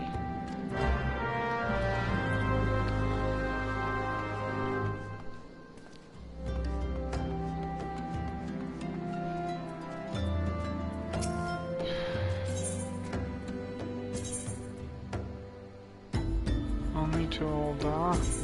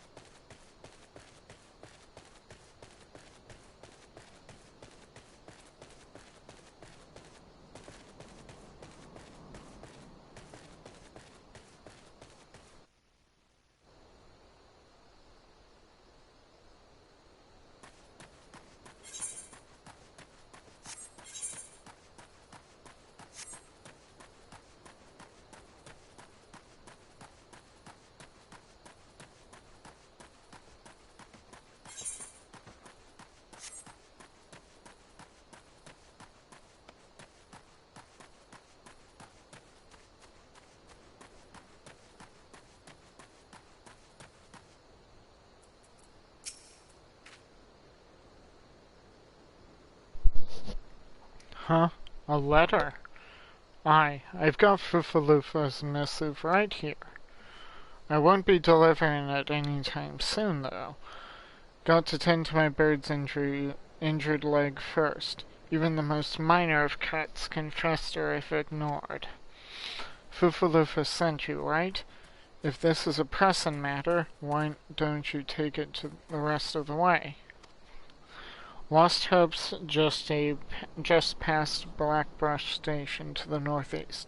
Look for the tents by the river.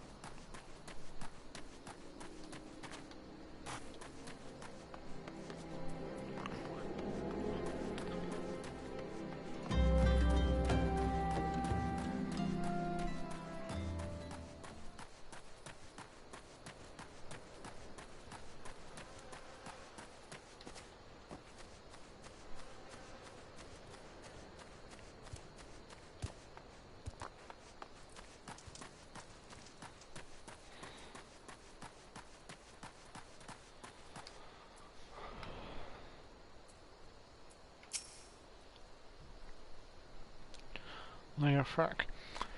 Just passing through, or will you be staying a while?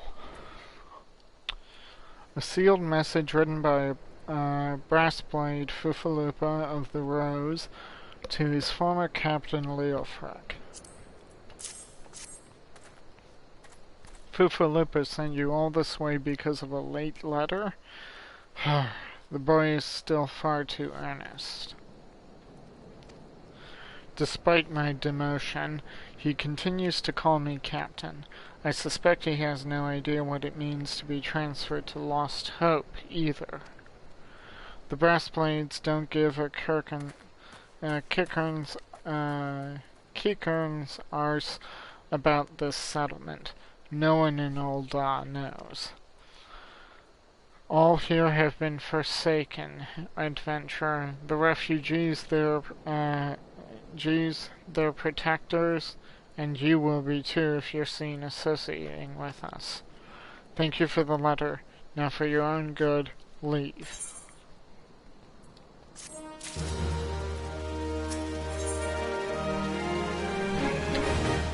Here today, gone tomorrow. Leofric has a request for an adventurer looking to do some good.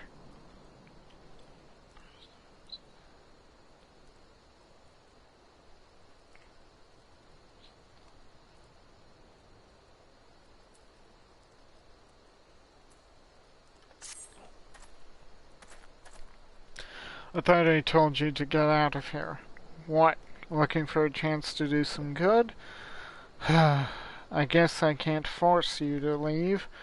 Damn stubborn adventurers, the lot of you. Fine then, listen well. A band of outlaws has taken up residence at the Quiveron Mines, on the ridge to the south. Their leader has styled himself heir to the Eolande Quiveron, the syndicate member who died in the Calamity. Spit. The Baron and his cronies are not more than a pack of jackals. They prey on the people of Lost Hope, robbing them of what little they have. I myself cannot act without endangering the refugees, as they know my face and will retaliate against Lost Hope. You, however, are not known to the bandits or their allies. If you wish to help us, then deal with the Baron.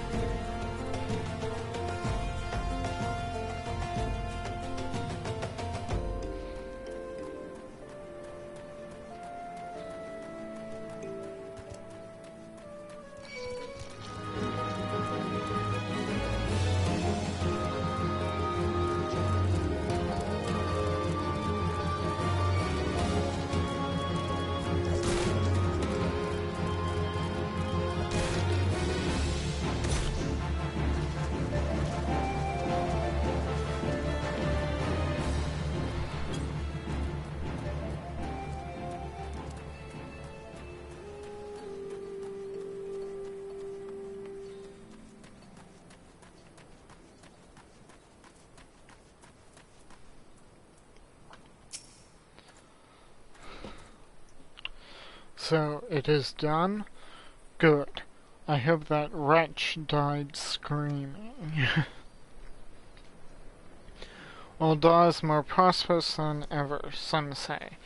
That may be true for the Syndicate, but none of that wealth has trickled down to the small folk.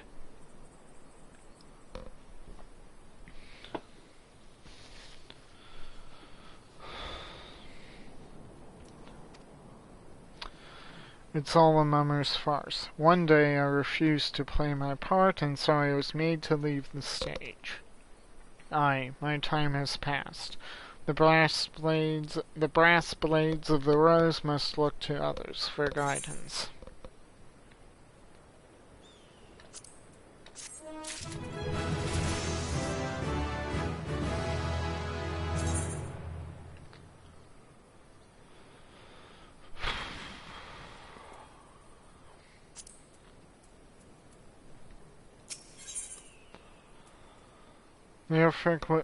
Passing the blade, Leofric would like you to deliver an item to Horizon.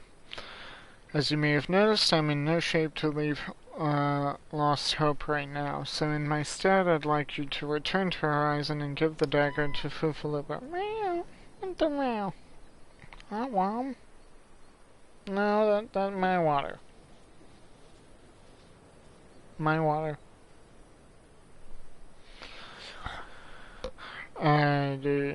Right now, so in my stead, I'd like you to return to Horizon and give this dagger to Fufalupa. Although it's just an old ornamental dagger, it belongs with the brass blades of the rose. I should have given it to the boy before I came here.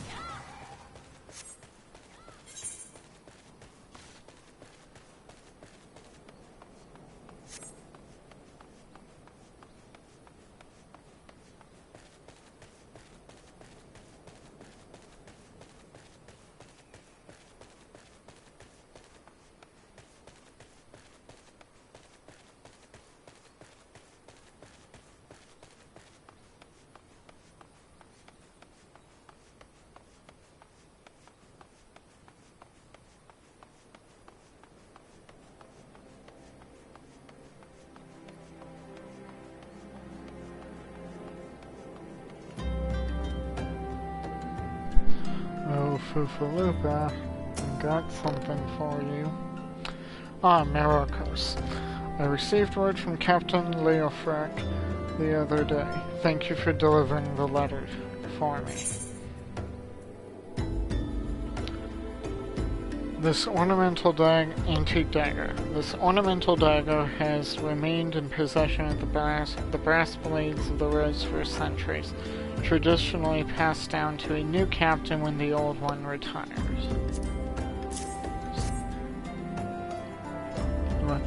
Why do you have that dagger? Only a captain of the brass blades of the rose is permitted to possess it. Captain Leofrak says I am to have it? There must be some mistake. You couldn't possibly mean to tell me that. No, of course not. I am not worthy to wield it.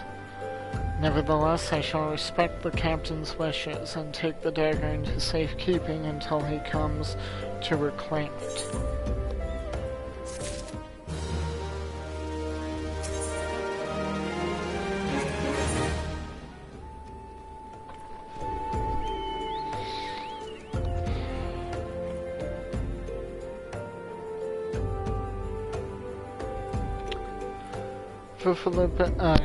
Following footfalls. Fufalupa needs you to assist his fellow brass blades. The brass blades of the roads have need of your assistance once more, Myrokos. Thaumaturges from the ossuary are presently surveying the footfalls for ancient relics. As the area is rife with wild beasts, the Horizon garrison has been charged with their security. But Captain Baldwin sent only a handful of brass blades. Despite his assurances to the contrary, such a small unit cannot possibly be sufficient to protect our patrons. I would have you offer your assistance to my comrades. Pray travel to the footfalls and speak with Totaruna.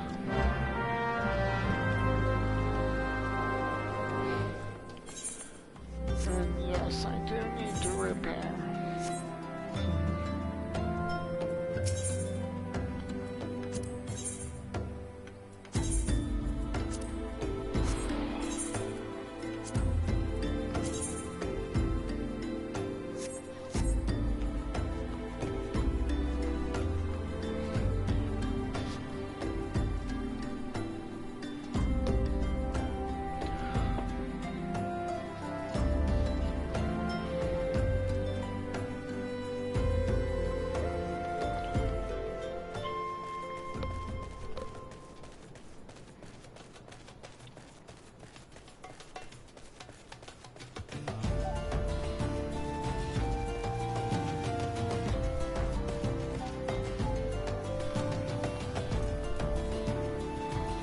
Hey, welcome to the stream.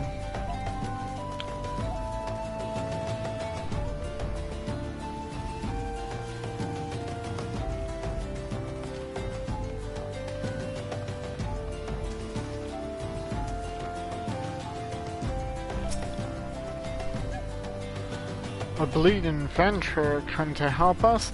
I ain't heard nothing from Captain Baldwin about this. He said trusted men only. Anyway, we've got this under control. And besides, this operation ain't got nothing to do with Fufalupa. Boy's got a stick up his arse the size of a sour tender. It's no wonder the captain told him to stay at Horizon.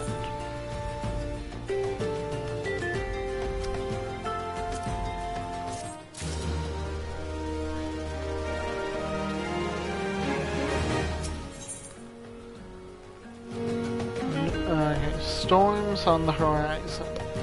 Nunuzofu wants you to deliver a message to Crescent Cove. Hey, adventurer, mind running a message to Crescent Cove for us? Captain Baldwin is planning some festivities for the Thaumaturges, see, and he wants them treated to the finest food and drink. Nothing but the best for our distinguished guests, eh? Head west and south to the village and tell Raph that he's to Deliver a bounty of fresh fish to Horizon for the feast.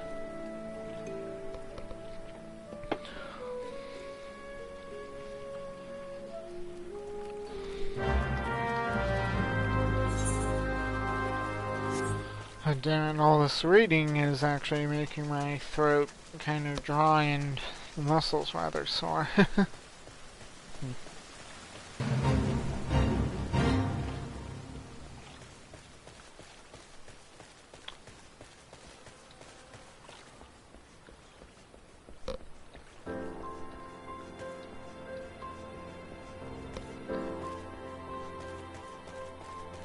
Oh, this is quaint little fishing village.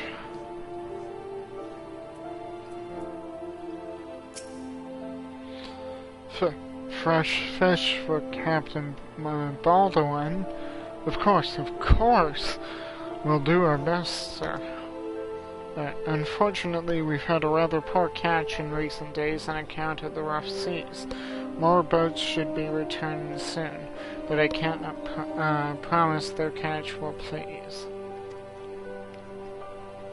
But don't worry, sir, the captain will have his fish, I swear it.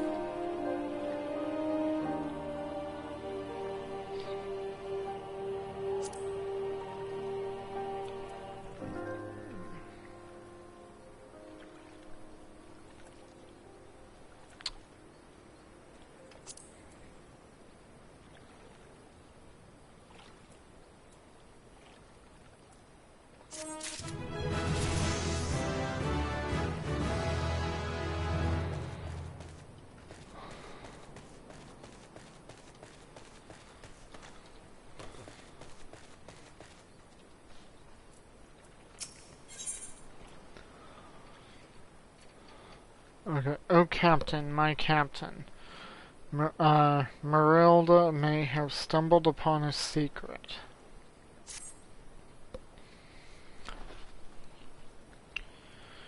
You are an adventurer, are you not? I know this is sudden, but I have no one else to turn to. Last night, a gang of bandits from the Creveran Mounds were in their cups, and I overheard them discussing their plans. It seems they've come to collect gemstones stolen from the Copperbell mines. Nashikite, I think I heard one say. They are to meet with their co-conspirator soon at the Footfalls. What did you say? Oh, Fufalupa's here. Illicit exchanges and shadowy dealings. The Brassblades cannot abide such malfeasance. No, my water. That's my water, Autumn. Ever after my water when I have a beverage here. Forgive my eavesdropping, Myrokos. I came to Crescent Cove merely to thank you in person. I never imagined I'd uncover a criminal conspiracy right under Horizon's gates. We must act quickly if we are to apprehend the thieves. I will notify Captain Baldwin at once. No, wait, you mustn't. Oh, gods. You must stop him before it's too late. Captain Baldwin himself is working with the bandits.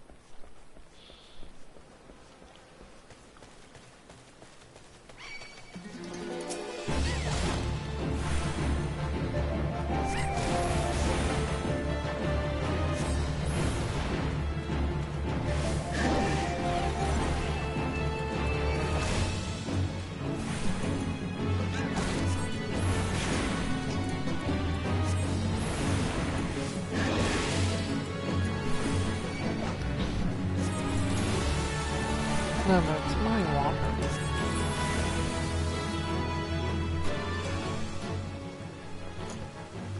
Your water's in your water tower.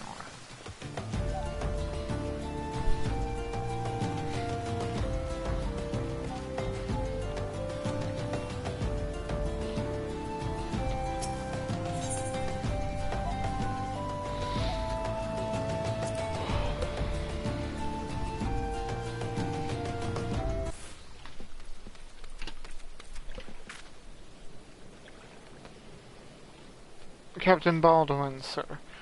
I've discovered something shocking, something horrible. Someone has been stealing gemstones from the Copperbell mines and... Wait, those gauntlets, those boots. Why, you're one of Quiveron's men. Sir, that man is a thief and a scoundrel. And what of it? His coin's good, and that's what counts. What? Captain Baldwin, are you working for this man? It cannot be.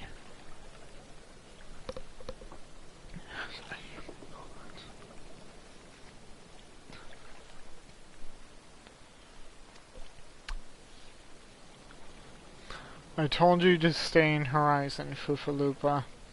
It didn't have to be like this. They'd get their Nashikite, and I'd get my Gil. And none would be the wiser. But, sir, what if your crimes are uncovered? What if Lord Lorito finds out? You goddamned fool. Don't you see? I am acting under the authority of Lord Lolorito himself. No, that can't be true. Why do you think people join the Brass Blades, Fufalupa? To serve and protect? Ha! We're not the Bloody Flames here. We do this for the coin. You there, adventurer. Do you remember me? Sir Baron von Quiveron the Fourth, Esquire.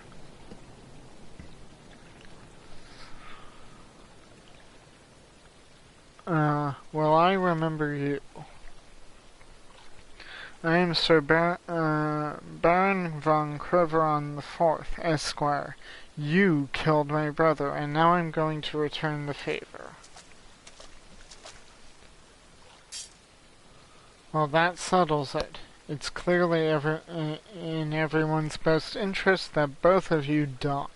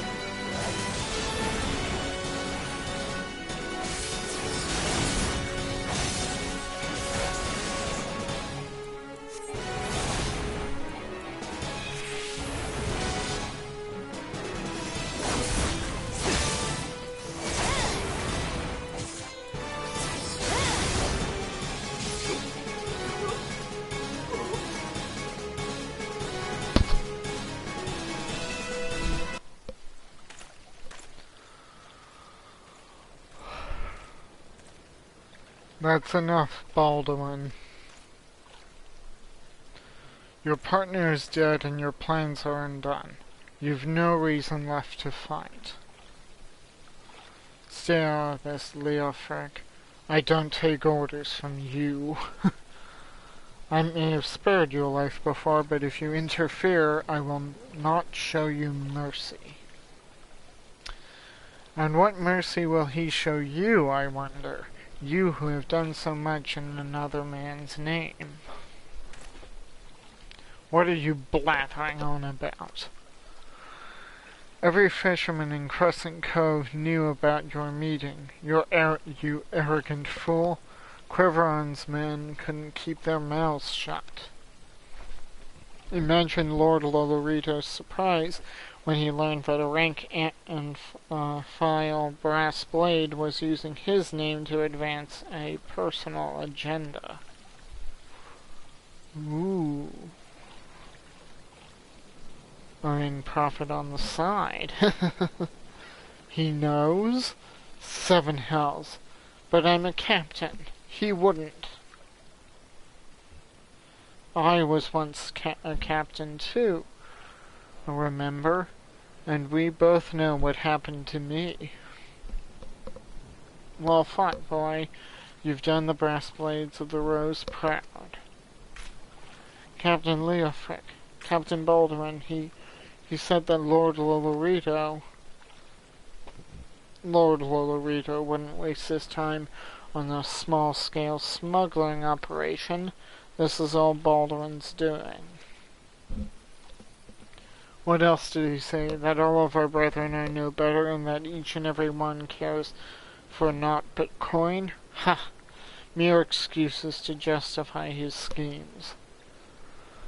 Aye, we've no shortage of greedy sods, some who'd probably sell their own mothers into slavery if the price was right.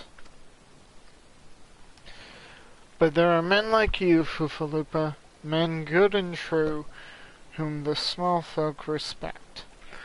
Which is why I gave you the dagger. The brass blades of the Rose need a leader with honor, and you're the most honorable man I know. So, Captain... Thank you for all your help, Myrokos. The Captain and I will escort Baldwin back to Horizon. Pray visit me in town when you next return.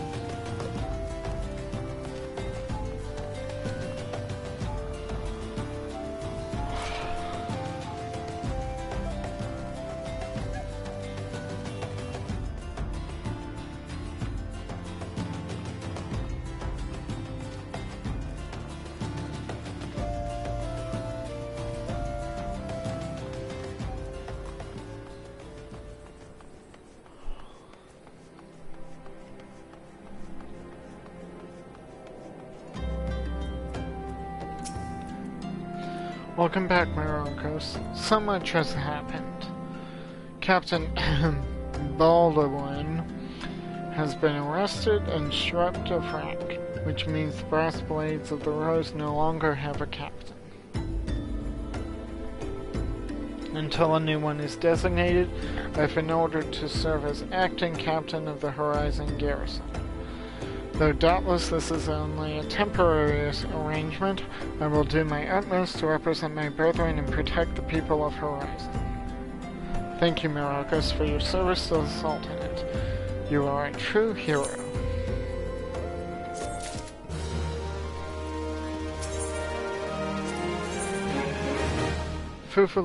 Secrets and lies. Fufalupa would entrust you with a matter of grave import.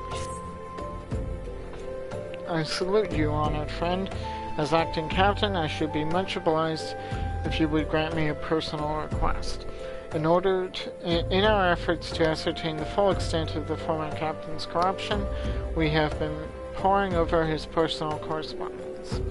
Our search unearthed a sealed letter addressed to a man named Owen. But he is one of the Sultan's sworn elite. I can think of no reason why he should have any dealings with Baldwin. We now know that the former captain was consorting with a coalition of criminals. Could it be that Owen was one too? This letter may well serve as evidence of their collusion, and so I dare not tamper with it myself. But given the events of recent days, I knew not whom to trust with this information until now. I have chosen you, Myrokos. Pray bear this letter to Mistress Momoti of the Quicksand and relate the circumstances of its discovery. Not only is she a staunch supporter of the Sultana, but she is well acquainted with the Sultan's Horn. She will know how best to proceed.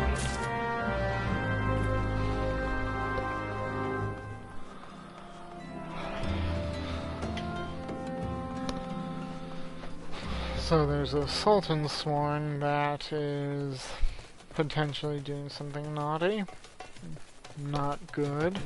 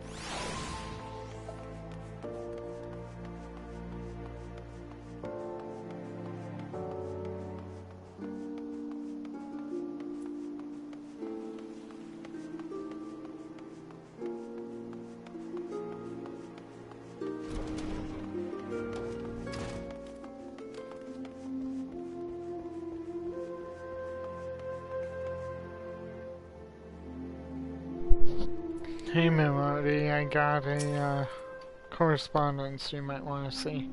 Ah, Myrokos, it's been too long. Dudden tells me you've been keeping busy in Horizon. I want you to know that I'm grateful for everything you've done for the people of Ul'dah. Even though you've seen the seedier side of our city, you've continued to help your fellow man. Believe me, the folk around here love you for it. What is it? You look like you've got something to say. Yeah, I said I had a letter here for you. Well, not for you, but that you may know something about it. So that's what this is all about. Fufaloopa thinking Owen might have been in league with Baldwin. That is, that this letter could be proof of something shady. Well, he needn't worry. Owen's as loyal a Sultan Sworn as I've ever known. I haven't the foggiest idea what this says, but... Wait a minute. Wasn't Owen the one who... Oh, hells. I've got a bad feeling about this. Listen, Myrokos, I think I know what this is all about, but I need you to swear to keep it quiet. If you'd rather wash your hands of this business, I won't hold it against you, but if you're determined to see it through to the bitter end, say the word and I'll explain.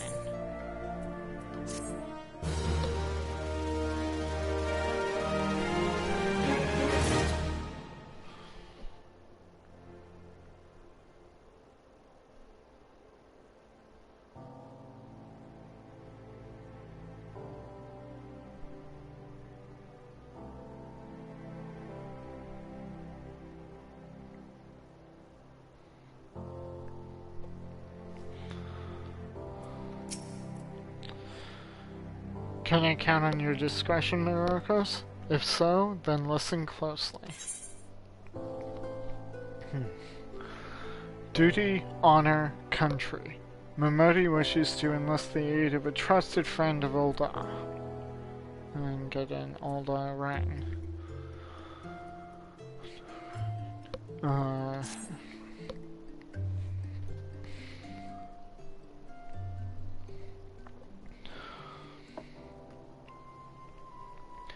The outside world believes Ul'dah to be a sultanate, ruled by Sultana Nanama ul Nama. The truth is, though, it's only the sixth wealthiest citizens that hold the most sway, the syndicate. Be that as it may, the Sultana still got the support of the people. But she might struggle to even keep that if a certain incident becomes public knowledge. It pains me to say it, but Her Grace's crown, the symbol of royal dynasty, has been stolen, and Owen's the Sultan Sworn who was charged with guarding it that night.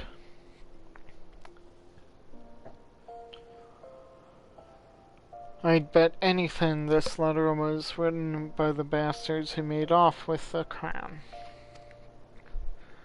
It can't be a coincidence that a man we know to have been fraternizing with thieves had a letter for Owen of all people at this of all times. You need to take this to the man himself, Myrokos. Tell him Momodi sent you and that it concerns a lost heirloom.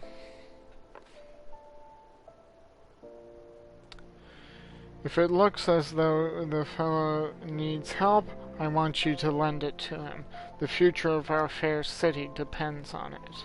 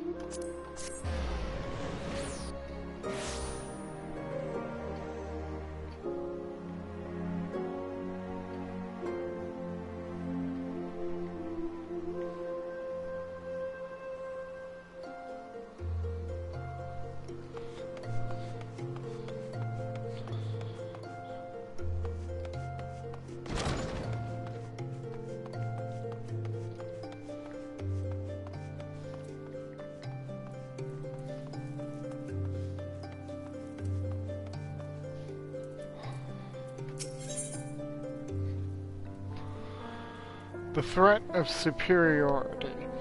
Guildmaster Kakabuki urges you ever deeper into the yawning abyss of thaumaturgy.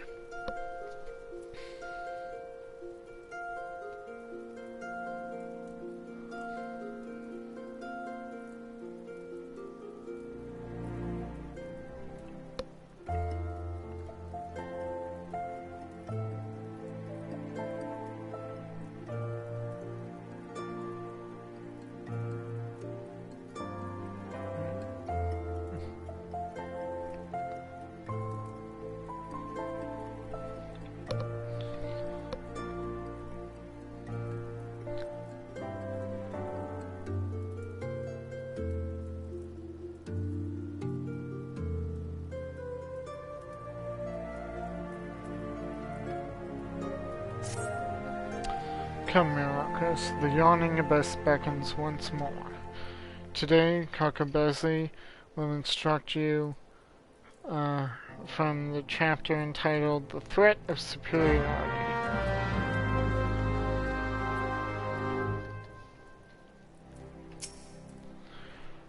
You are come for your lesson, Myrokos. Then heed well my words. The threat of superiority. Ah, how magnificent the intimidating power we wield. Flames sear the air, ice frosts the ground, lightning flashes with blinding incandescence. But not all are cowed by our elemental fury. Ignite not only your flames, summon not only your ice, and strike not with your ignite not your flames, summon not your ice, and strike not with your lightning. Know you this threat, and stay your hand against such foes. Once you cut away all the overblown imagery, the passage draws attention to an important tactic. A wise thaumaturge does not engage in battle unless against opponents he cannot defeat. A fine example would be avoiding conflict with Ulda's multitude of furious merchants. These soulless, ravening creatures are afflicted with the madness of insatiable avarice. Do you perhaps recall the crater ether you retrieved from the Amalja bandits? Well, a number of irate peddlers have arrived at the guild with the gall to demand recompense for the few measly vials we emptied as our just reward. Alright, yes, we drank the entire bloody box, but the point is that the guild cannot presently afford to pay such a sum. Thus, I pass on to you the secret of my last and most potent defense. Shameless weeping. I mean, I'm not speaking of a few tears here. I want you to stride up to these tyrannical traitors and cry your eyes out.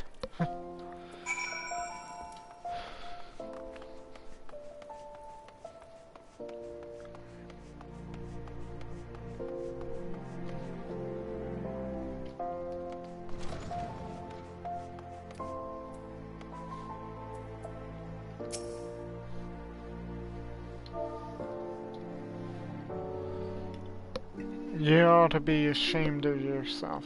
Did your mother never teach you that a merchant's to be paid for his wares?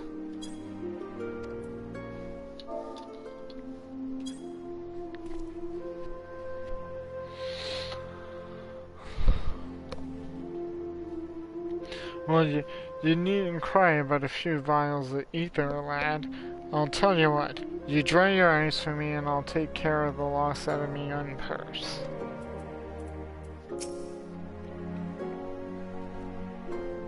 Hey, you ether swelling miscreant, where's the gil you owe me?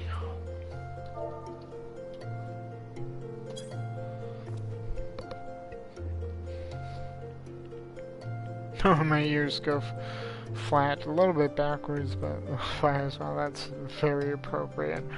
Alright, son. I know you're the one who chased down those Amalja birds for us. I'll let it go this one time, for your sake. Thaumaturge, What manner of guild are you running here? Do you simply loot and pillage the goods of fine, upstanding citizens as you see fit?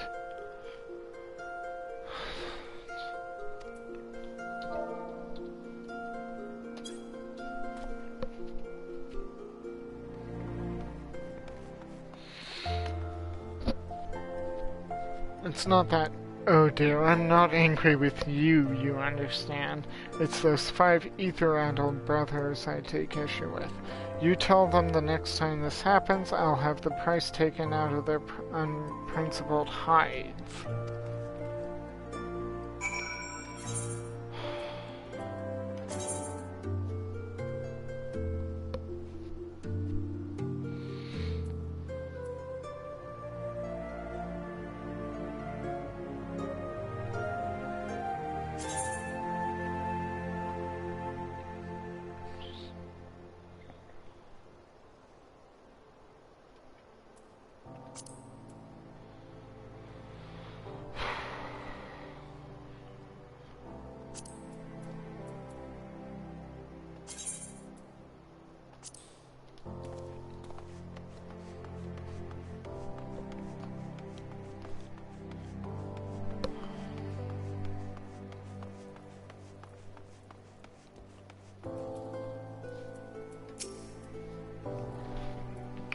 A masterful performance, Myrokos.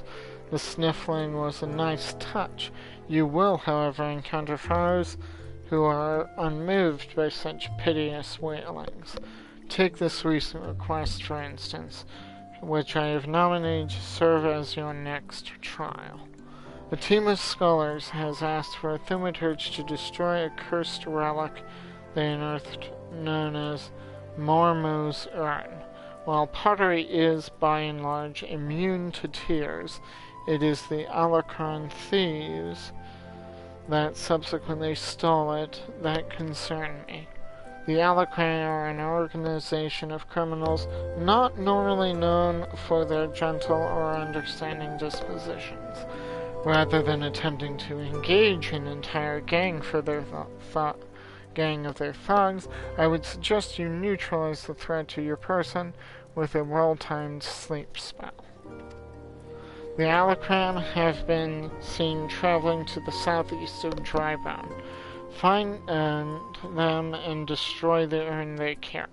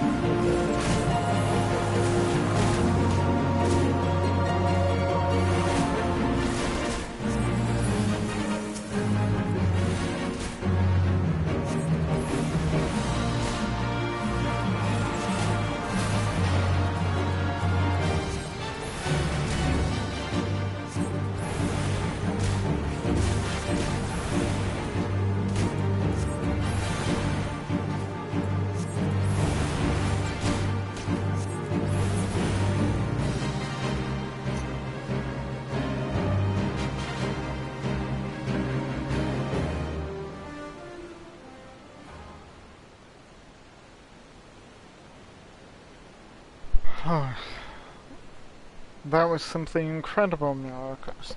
I wish I could wield the same sort, that same sort of power.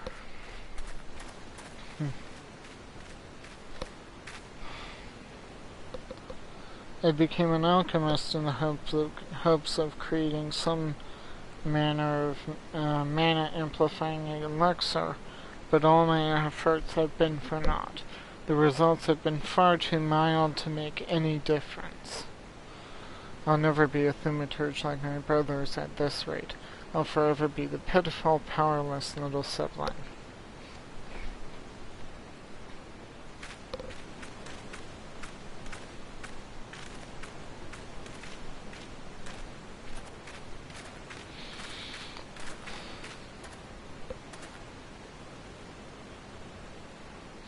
Mormo's urn. If I destroy it, then maybe my family will see what I'm capable of. I don't think this is going to be a good idea. Wait! Don't you dare break my urn. Ah! What the? Did that piece of pottery just talk? Are you Mormo, the Void Sent?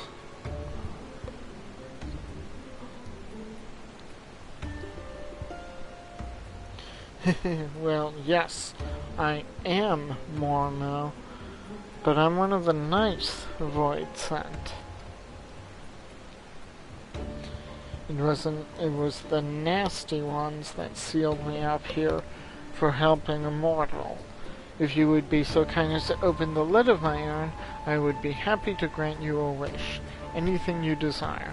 Fortune? Fame? I'm really not interested in fame or fortune, but perhaps there is one thing. I'd like to have etheric power equal to that of my brothers. Power, is it? A perfectly acceptable wish. In fact, I sense latent ability buried deep within your spirit. It will be a simple thing for me to turn it loose. What more is there to think about? Open the lid.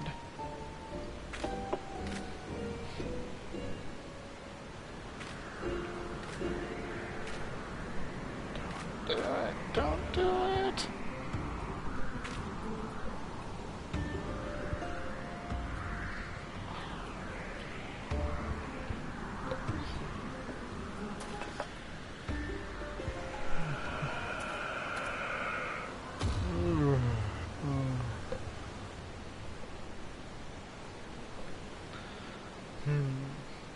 Well, I don't feel any different at all. I think Mormo may have been lying.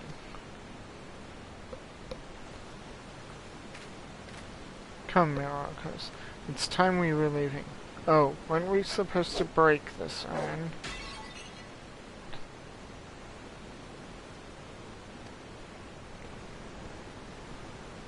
And that's it. Yes, this will be such fun. I mean, it will be nice to return home after all this excitement.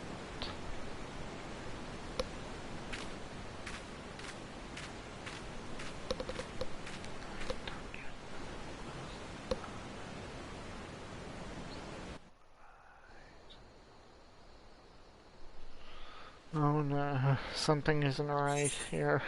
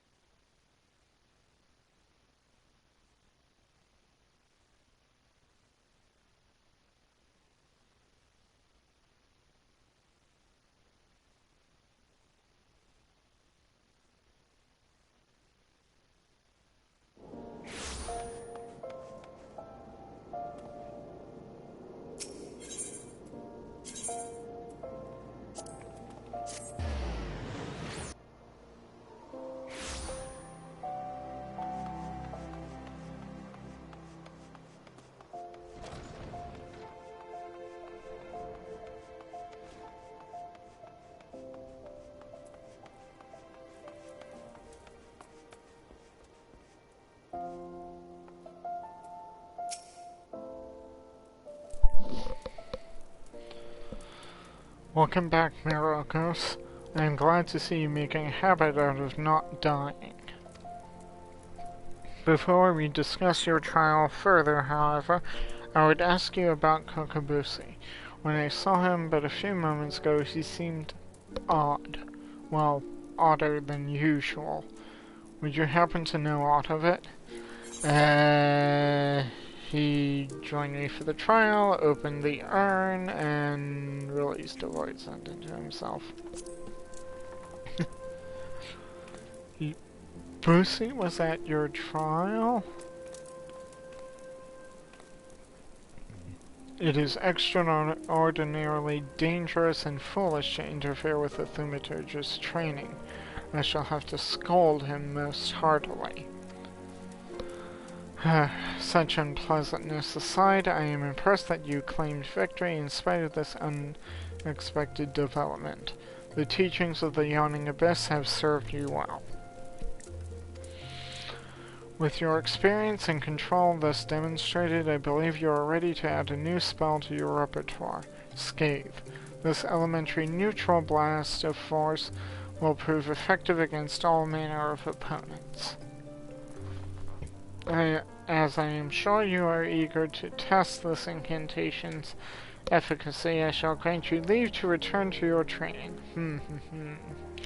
I pity the next hostile creature that crosses your path.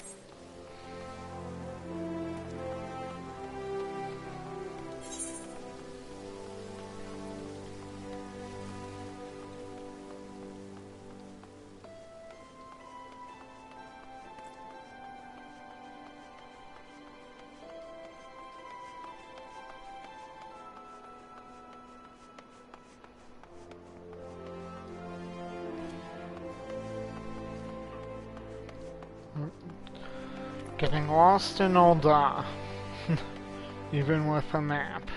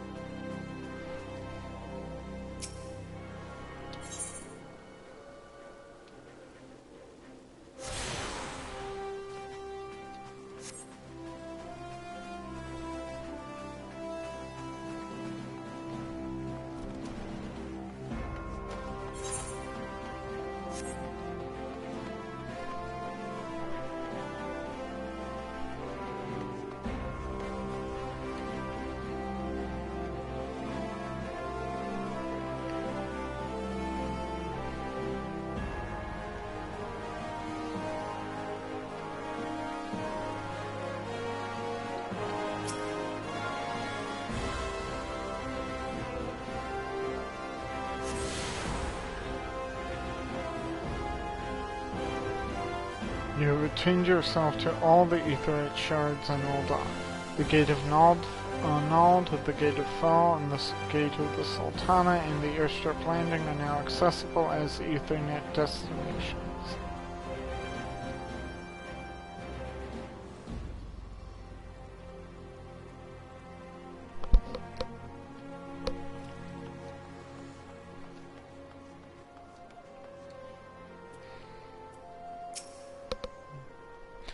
The heart of the Sultan Sworn, the heart of the Sworn lies beyond.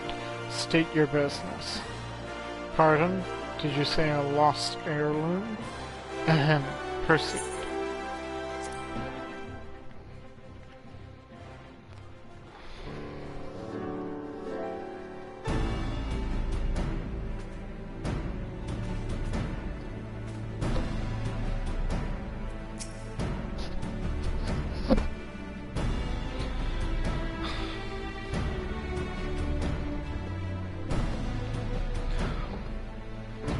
Well met, adventurer. What business brings you here today? A letter? Very well, let me see it. A letter addressed to Sultan Sworn Elite Owen.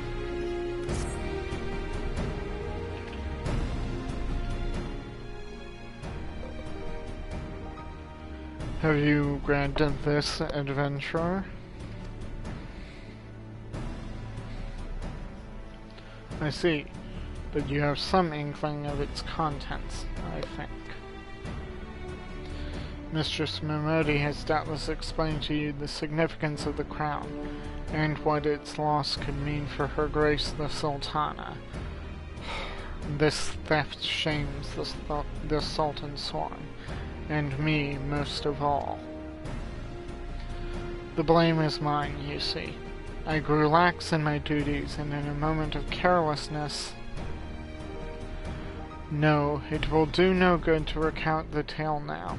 Since the hour of the theft, we've searched frantically for any signs, any whispers as to the whereabouts of the crown. We have found nothing. The identity of the thieves and their motives seemed fated to remain a mystery until you arrived bearing this ransom note. In it, the criminals state their price for the return of Her Grace's crown. And though it pains me to say it, I fear I have no choice but to acquiesce to their demands. Too much is at stake to do otherwise. The crown symbolizes Her Grace's birthright, and identifies her as the custodian of the old legacy. It must be recovered. I will travel to the unholy air, and pay them their ransom. Though I am not foolish enough to meet these men alone, as they stipulate, I dare not bring a host of my comrades, lest the thieves take fright. Friend, would you consent to be present for the exchange?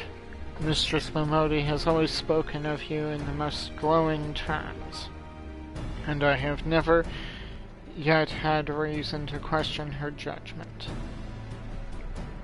On behalf of all those still loyal to the Sultana, I beseech you, help us in our hour of need.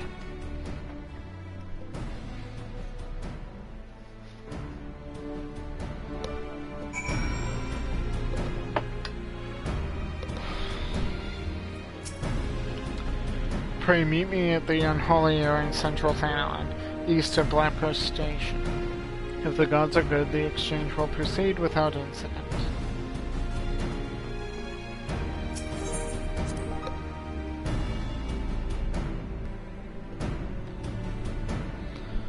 Bear with me, I need to get a refill on my water.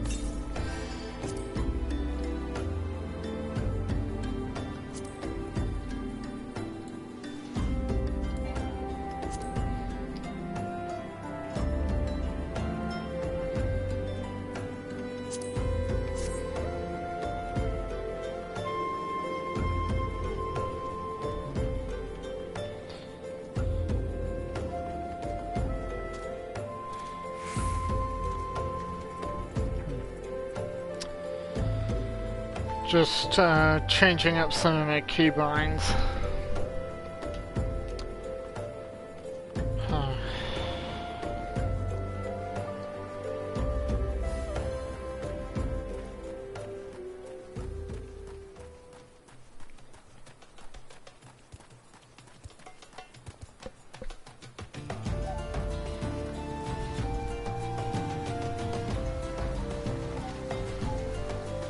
That's my water.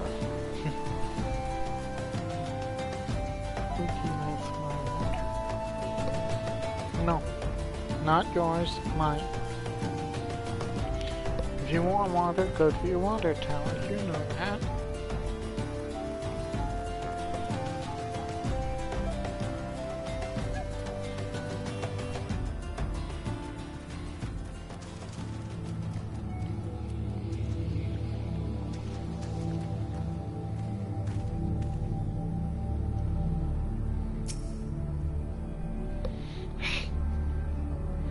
No, no, no, no. You don't climb up there. Kitties don't climb up there. Dear, stop it. I mean it, dear. Onto the bed. There you go.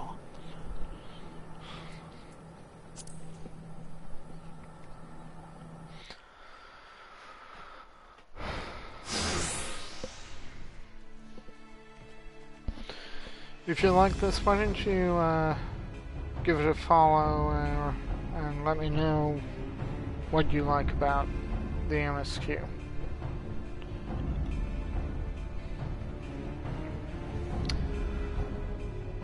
I've come as agreed. Now show me the crown. Aye, you'll have your precious crown once we've been duly compensated. Do you think me a fool?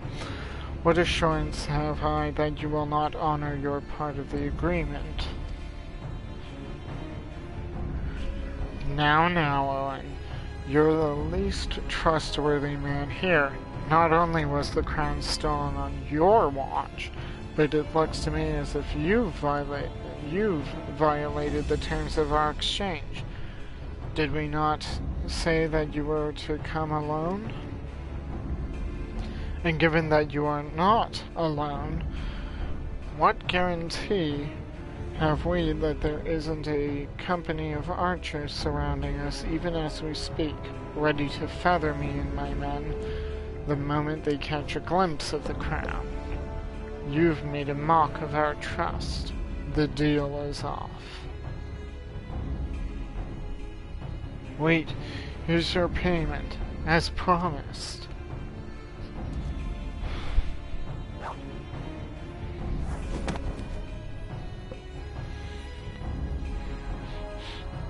Aye, 'tis the real thing.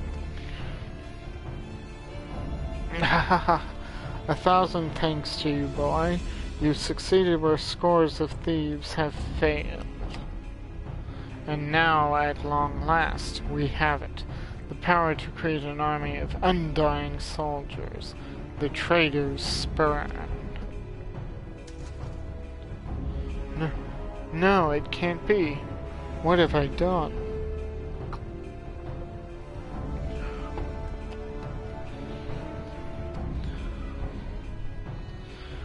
Surely you must have wondered what it was that you were handing over, what it was that seemed as valuable to us as the crown seemed to you? Or did you assume that we were feeling charitable?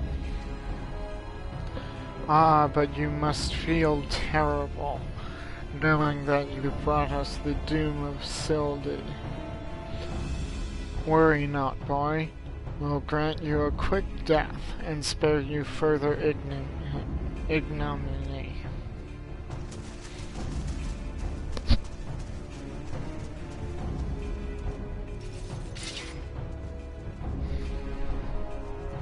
There's too many Myrokos. Run. Run while you still can. I will do my duty. It's your duty to serve the Sultana, lad, and you'll be doing it for a good while yet.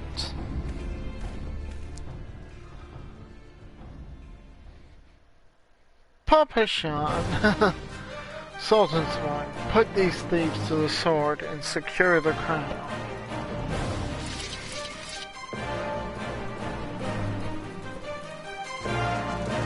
Sultan Swan, ha, no matter. Kill them all.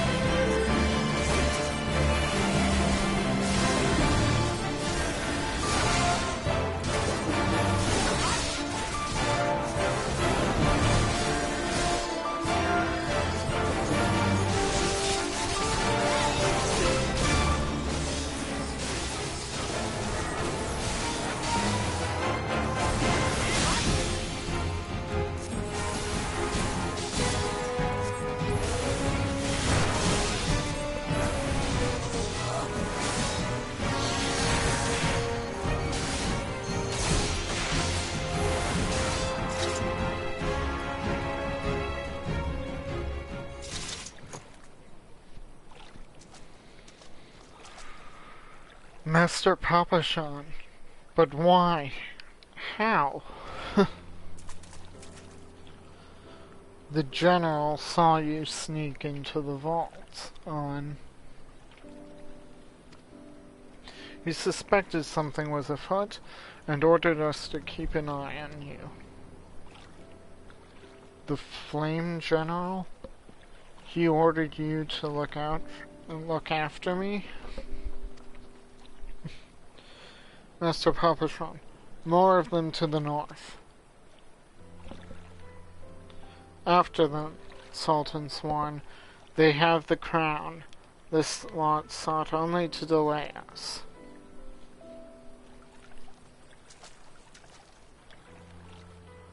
Let us speak again back in the city.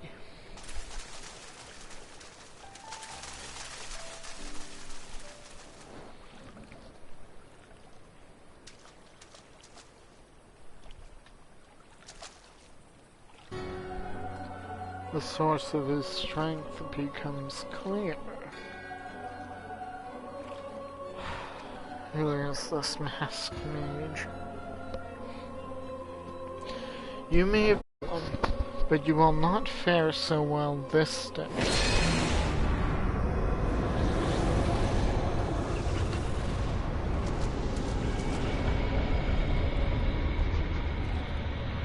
O mournful voice of creation, send unto me a creature of the abyss, my thrall to command, that I may smite mine enemies.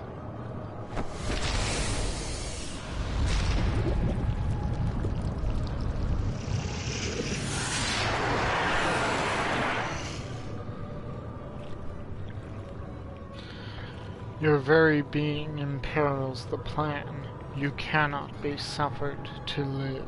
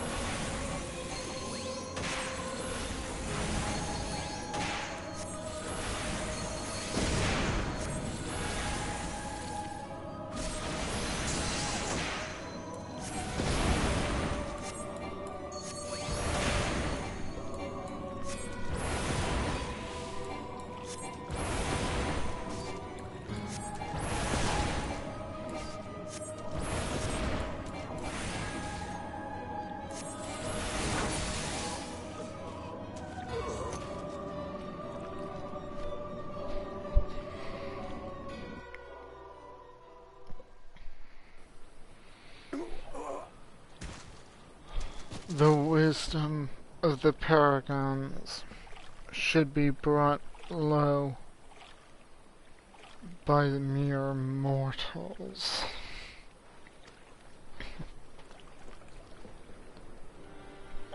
Paragons. This is indeed a disturbing revelation. We had long suspected the involvement of the bringers of chaos, Asians, to give them their true name.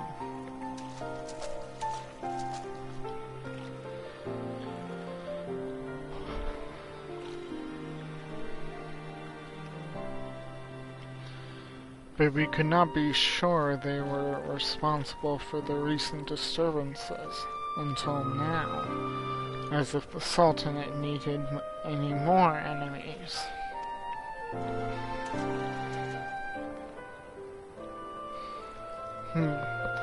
We have Have we Charlanes crossed paths with Assassins before? Well, we've certainly... Wait. I don't recall telling you anything about my homeland. Ah, yes, that's right. You're one of the gifted. You know, this marks the third time I found you in the midst of trouble. If I didn't know any better, I'd say you're a lodestone for it. Anyway, I'm glad I started following you around. Who knows what grand conspiracy you'll stumble upon next. I jest. I had only been watching your every move. I wouldn't have taken so long to intervene in your latest altercation. But all's well that ends well, eh? Our masked friend is no more, and while I very much doubt we've seen the last of his kind, his demise will likely grant us at least some respite. And on that note, I must away. Until next time, Myrokos.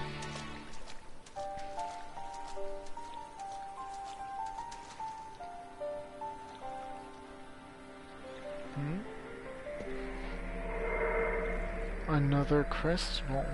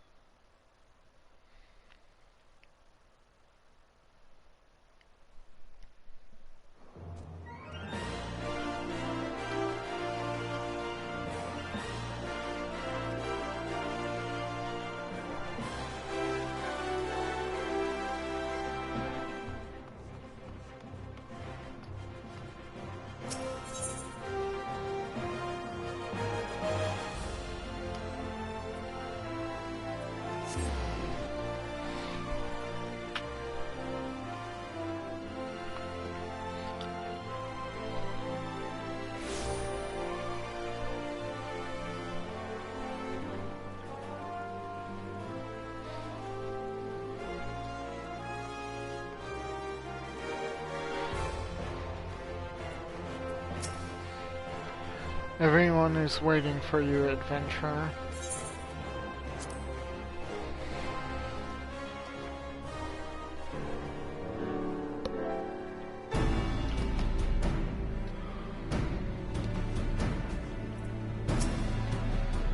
You have my thanks, Myrokos, for helping to defend Her Grace's good name and for sparing the Sultan's Sworn further dishonor. I believe Master Papashan would like to thank you personally.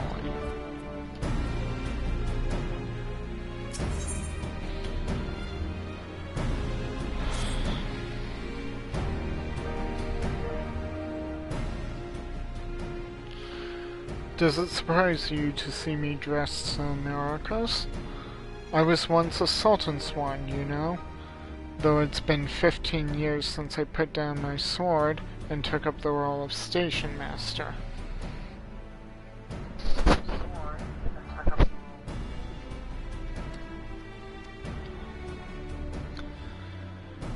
It is a capacity in which I am no less proud to serve, lest you doubt. Whenever Her Grace ventures outside the gates, I have the honor of protecting her person. Never before had I seen her so despondent as when the news of the crown's theft reached her ears. But thanks to your valiant efforts, she has returned to her former vibrant self. You have the gratitude of every Sultan Swan, Myrokos.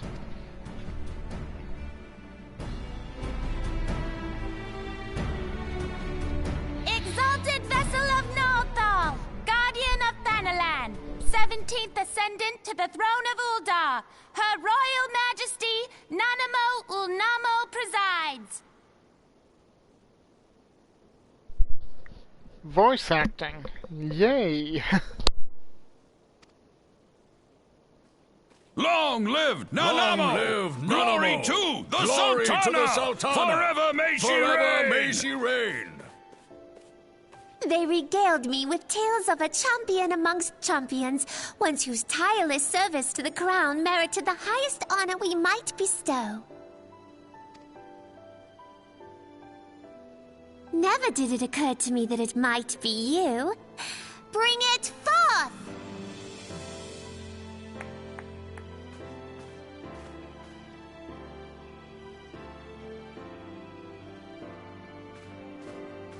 Betokening our gratitude and esteem, I, Nanamo Ulnamo, Sultana of Uldar, confer upon you this gift. Raoban? Your Grace.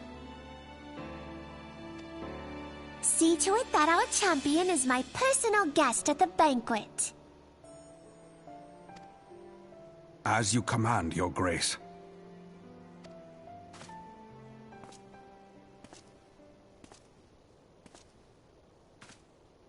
If what they say is true, Uldar owes you a great debt. I am Raoban al-Din. With the consent of Her Grace, I oversee the affairs of the Sultanate. Brave souls are few and far between in these times. I count my blessings when I find one. Her Grace invites you to join her at the coming banquet. I trust I will see you there. An honor! Huzzah! Indeed. Come, hero! Until then, for the sake of Her Grace and the glory of the Sultanate, may you walk in the light of the crystal.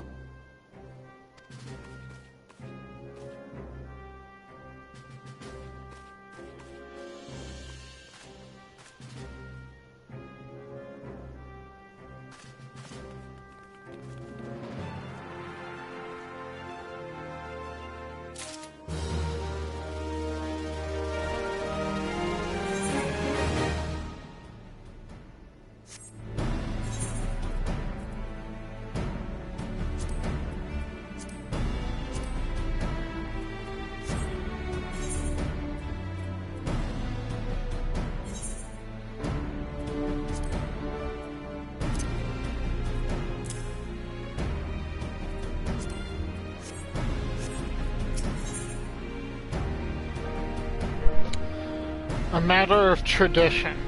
Owen would like to speak with you regarding the Sultana's invitation.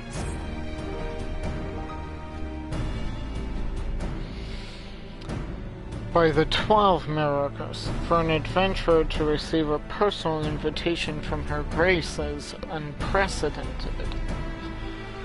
Seats at the banquet are offered only to the most distinguished individuals. You will be dining with some of the most influential people in Ul'dah. There are, of course, certain protocols that must be observed. But I am no authority on them. Fear not, however, Mistress Momodi has long been responsible for familiarizing foreign guests with our customs. Pray, return to the quicksand and speak with her. She will tell you all you need know.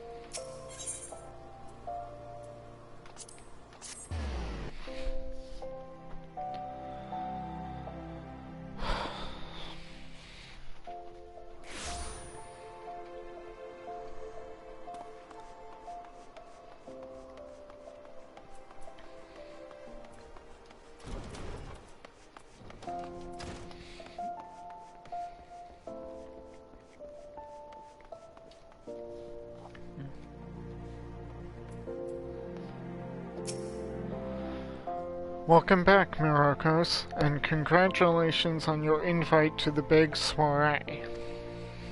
To be honest, I never imagined I'd be explaining these procedures to you. It's usually only foreign dignitaries who get me to hear me prattle on and on about royal traditions. Anyway, I know you're a busy man, so I'll keep it short and sweet.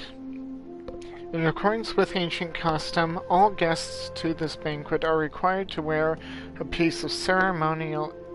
of ceremonial earrings. Made specially for the occasion, they're meant to symbolize... Actually, forget about that. This was meant to be the short version. Being of a design unique to the occasion, the earrings serve as a security measure. The Sultan's one won't let you near the hall without them. Your set should be ready and waiting for you at the Goldsmith's Guild. Mistress Serendipity is expecting you, so you'll want to head down there now. Once you got him, bring him back here and we'll continue.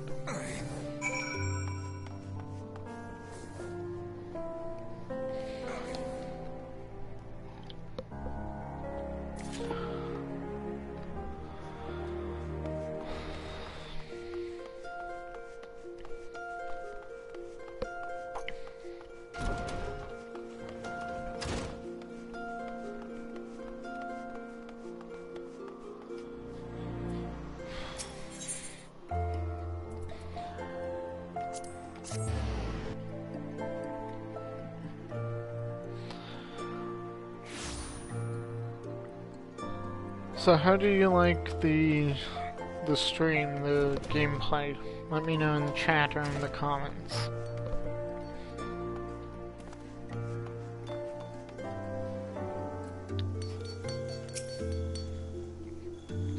Greetings, is there something I can help you with? Ah, Myrokos, your earrings are right here. I crafted them myself. I'll have you know, I think you'll be very pleased. In case Mistress Momodi didn't warn you, the box is locked, and I am not permitted to give you the key. It's a final safeguard, you see. Only designated individuals are authorized to distribute the earrings to guests. In this instance, the person in question is none other than Mistress Momodi, so you will need to ask her to open the box on your behalf. Pardon the inconvenience, but the Sultan's want to take Her Grace's safety very seriously.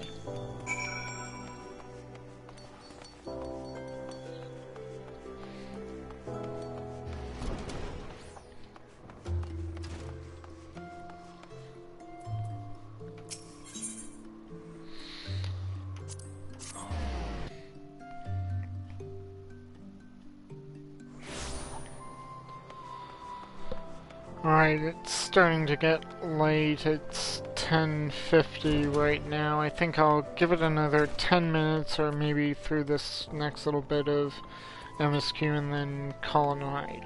Probably. Okay, I got your box. Yes, I have the lockbox for you. Rosewood box. A tiny box carved from a single piece of rosewood. Let me just... Well, looks like the guildmaster outdid herself with this pair. You'd best take good care of these earrings. If they fell into the wrong hands, gods only know what might happen. Now then, I hope you're feeling sociable, Myrokos, because you're about to hobnob with Ul'dah's elite. Let me know when you're ready to head to the banquet.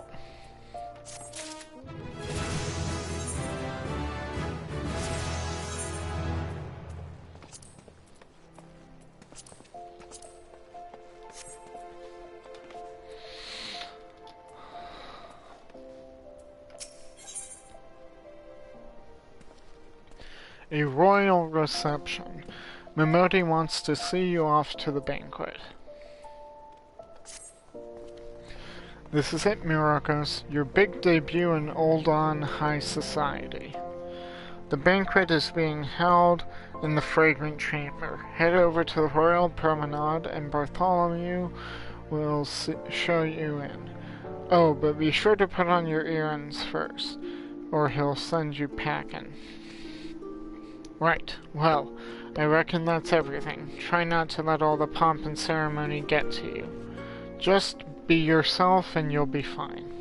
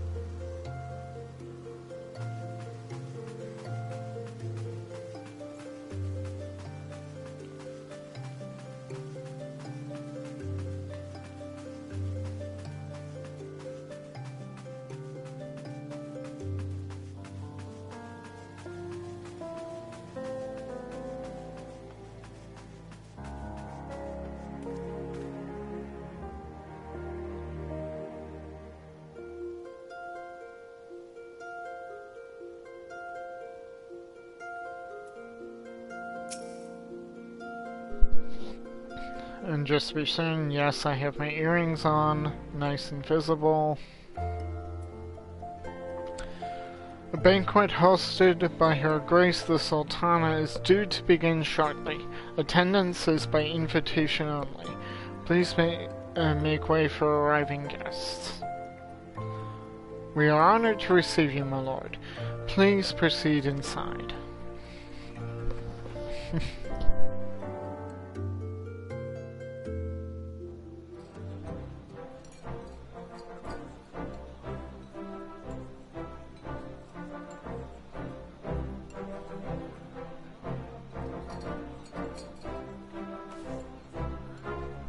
Hey, Papa Shan. All hail the Sultana!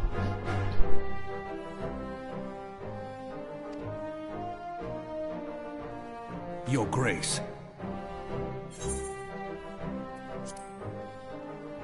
Raoban?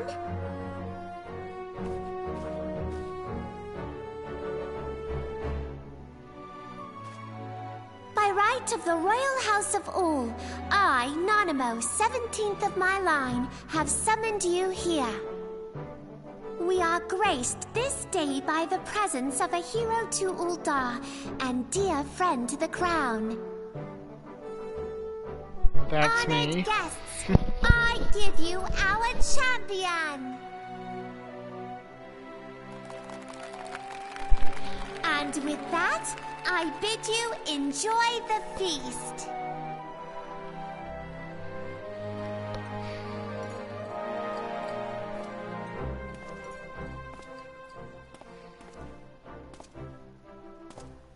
Not to spoil your appetite, but Uldar is hardly so bountiful as this meal would have you believe. While we gorge ourselves, children starve in the streets. Nor can her grace do aught to help them.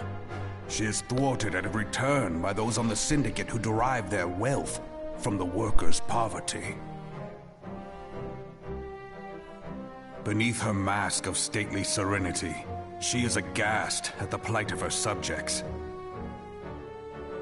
But there will be no hope for the masses until the crown is restored to power. I am truly grateful for all you have done for Uldar, but there is so much more to do. That light, what is it?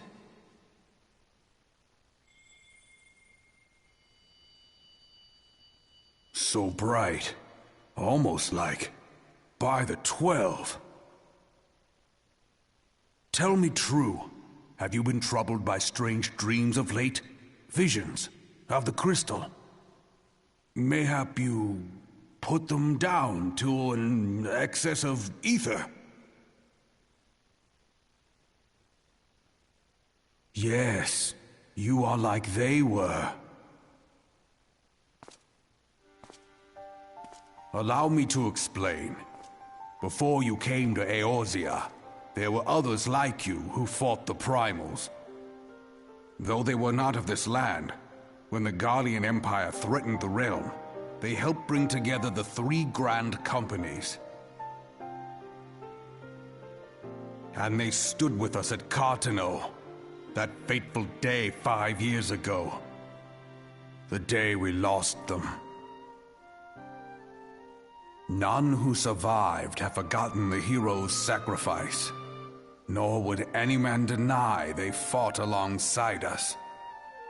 But the names of these heroes come not to our lips. The once familiar pages of their story are now blank to us. And in our mind's eye, their faces are naught but silhouettes amid a blinding glare. It is for this reason that we have come to call them the Warriors of Light. When I look at you, I cannot help but think of them, and of what you might achieve. You must protect that crystal at all costs. It is a gift from Hydaelyn, Mother of All, and one she gave to you for a reason. Yours is no ordinary tale. If I am right, the fate of the realm may yet hang upon your deeds. Only heroes and martyrs are fit to bear such a burden. Let us pray you are the former.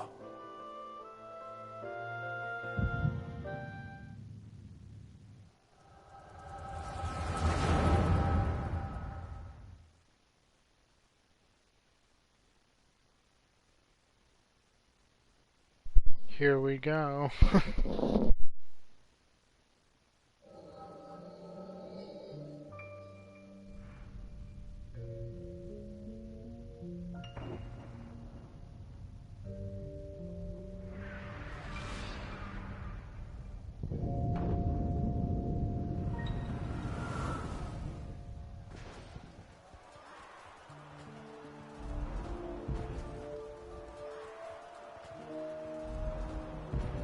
Flames to the fore!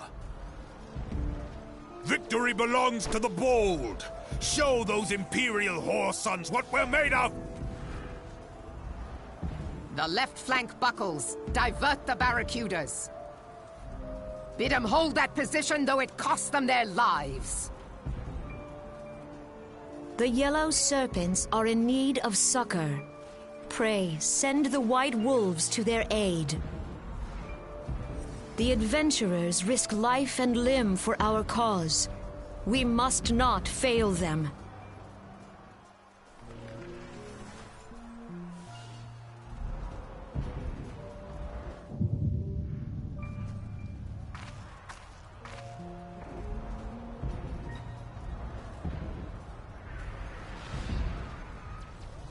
Is aught amiss? No. It is nothing.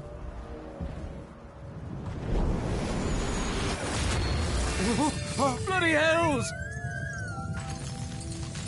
The barrier won't go down so easily! Eyes forward!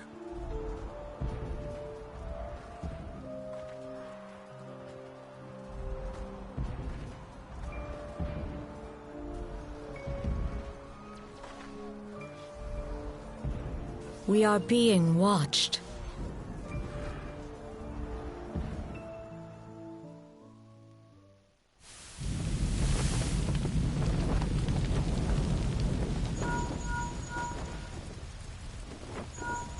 Raging Bull, calling Bloodthorn. Bloodthorn, respond! Respond, damn you!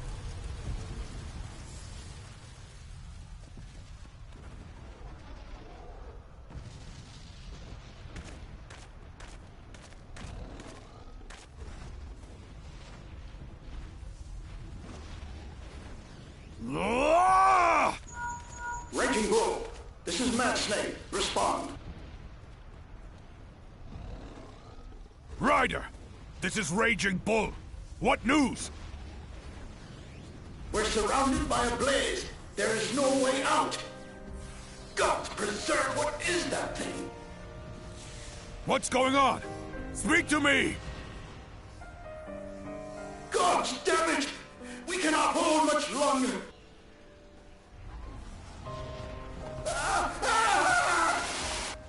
Mad Snake! Mad Snake! Answer me!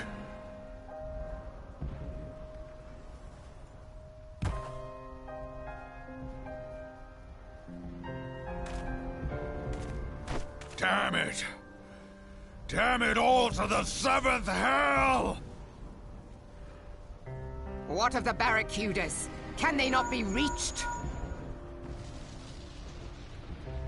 Sorry, Admiral. Shell's not working. What of our own?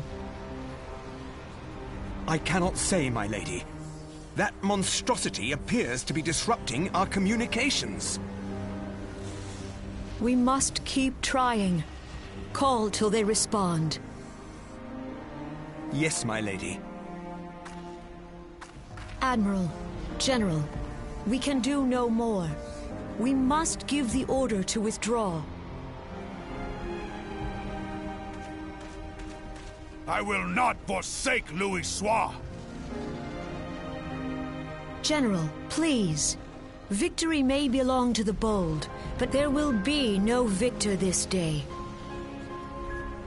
You know this to be true. Let us not sacrifice lives in vain.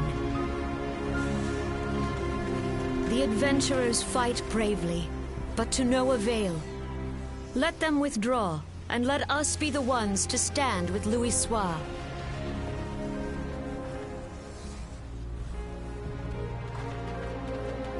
Belay previous orders. All Maelstrom units are commanded to fall back, effective immediately.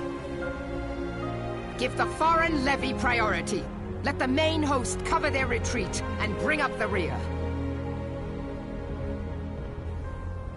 Damn it! Relay the order.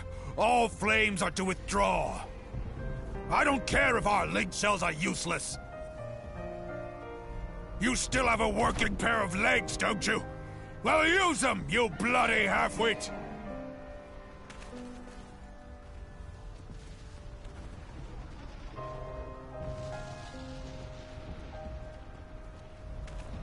The outcome of this battle was long since decided.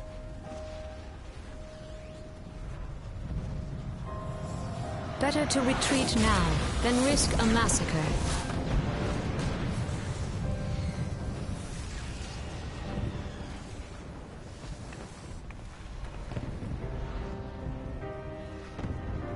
This dark, stifling presence.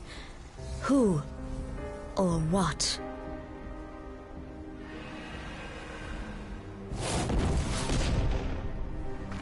We go to take our place beside Archon Louis Soir. To your positions.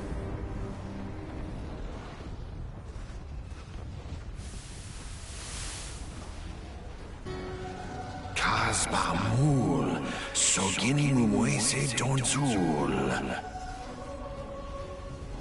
Logalo, Asawad Deken Bet Mubut.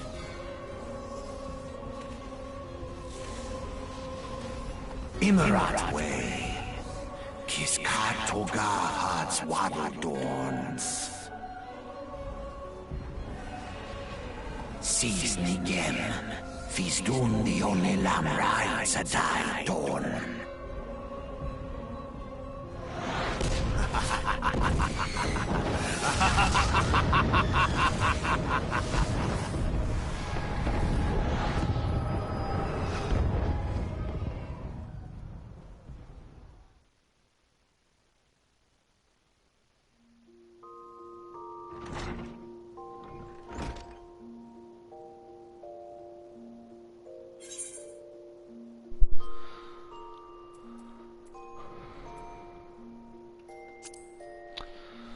How you feeling, Myrokos?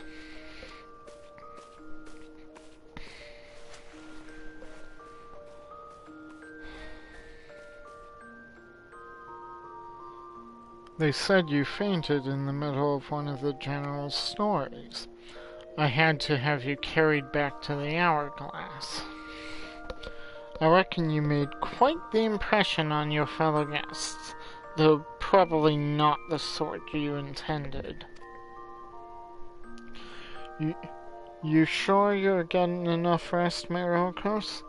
The life of an adventurer can be pretty taxing. Any road, I'm glad to see you back to normal. No offense, but looking after you was getting a bit tiresome. Oh, before I forget, the general left a message for you. Said that when you're feeling up to it, you should come see him at the Hall of Flames. He probably wants to finish the story he was telling you when you fell asleep.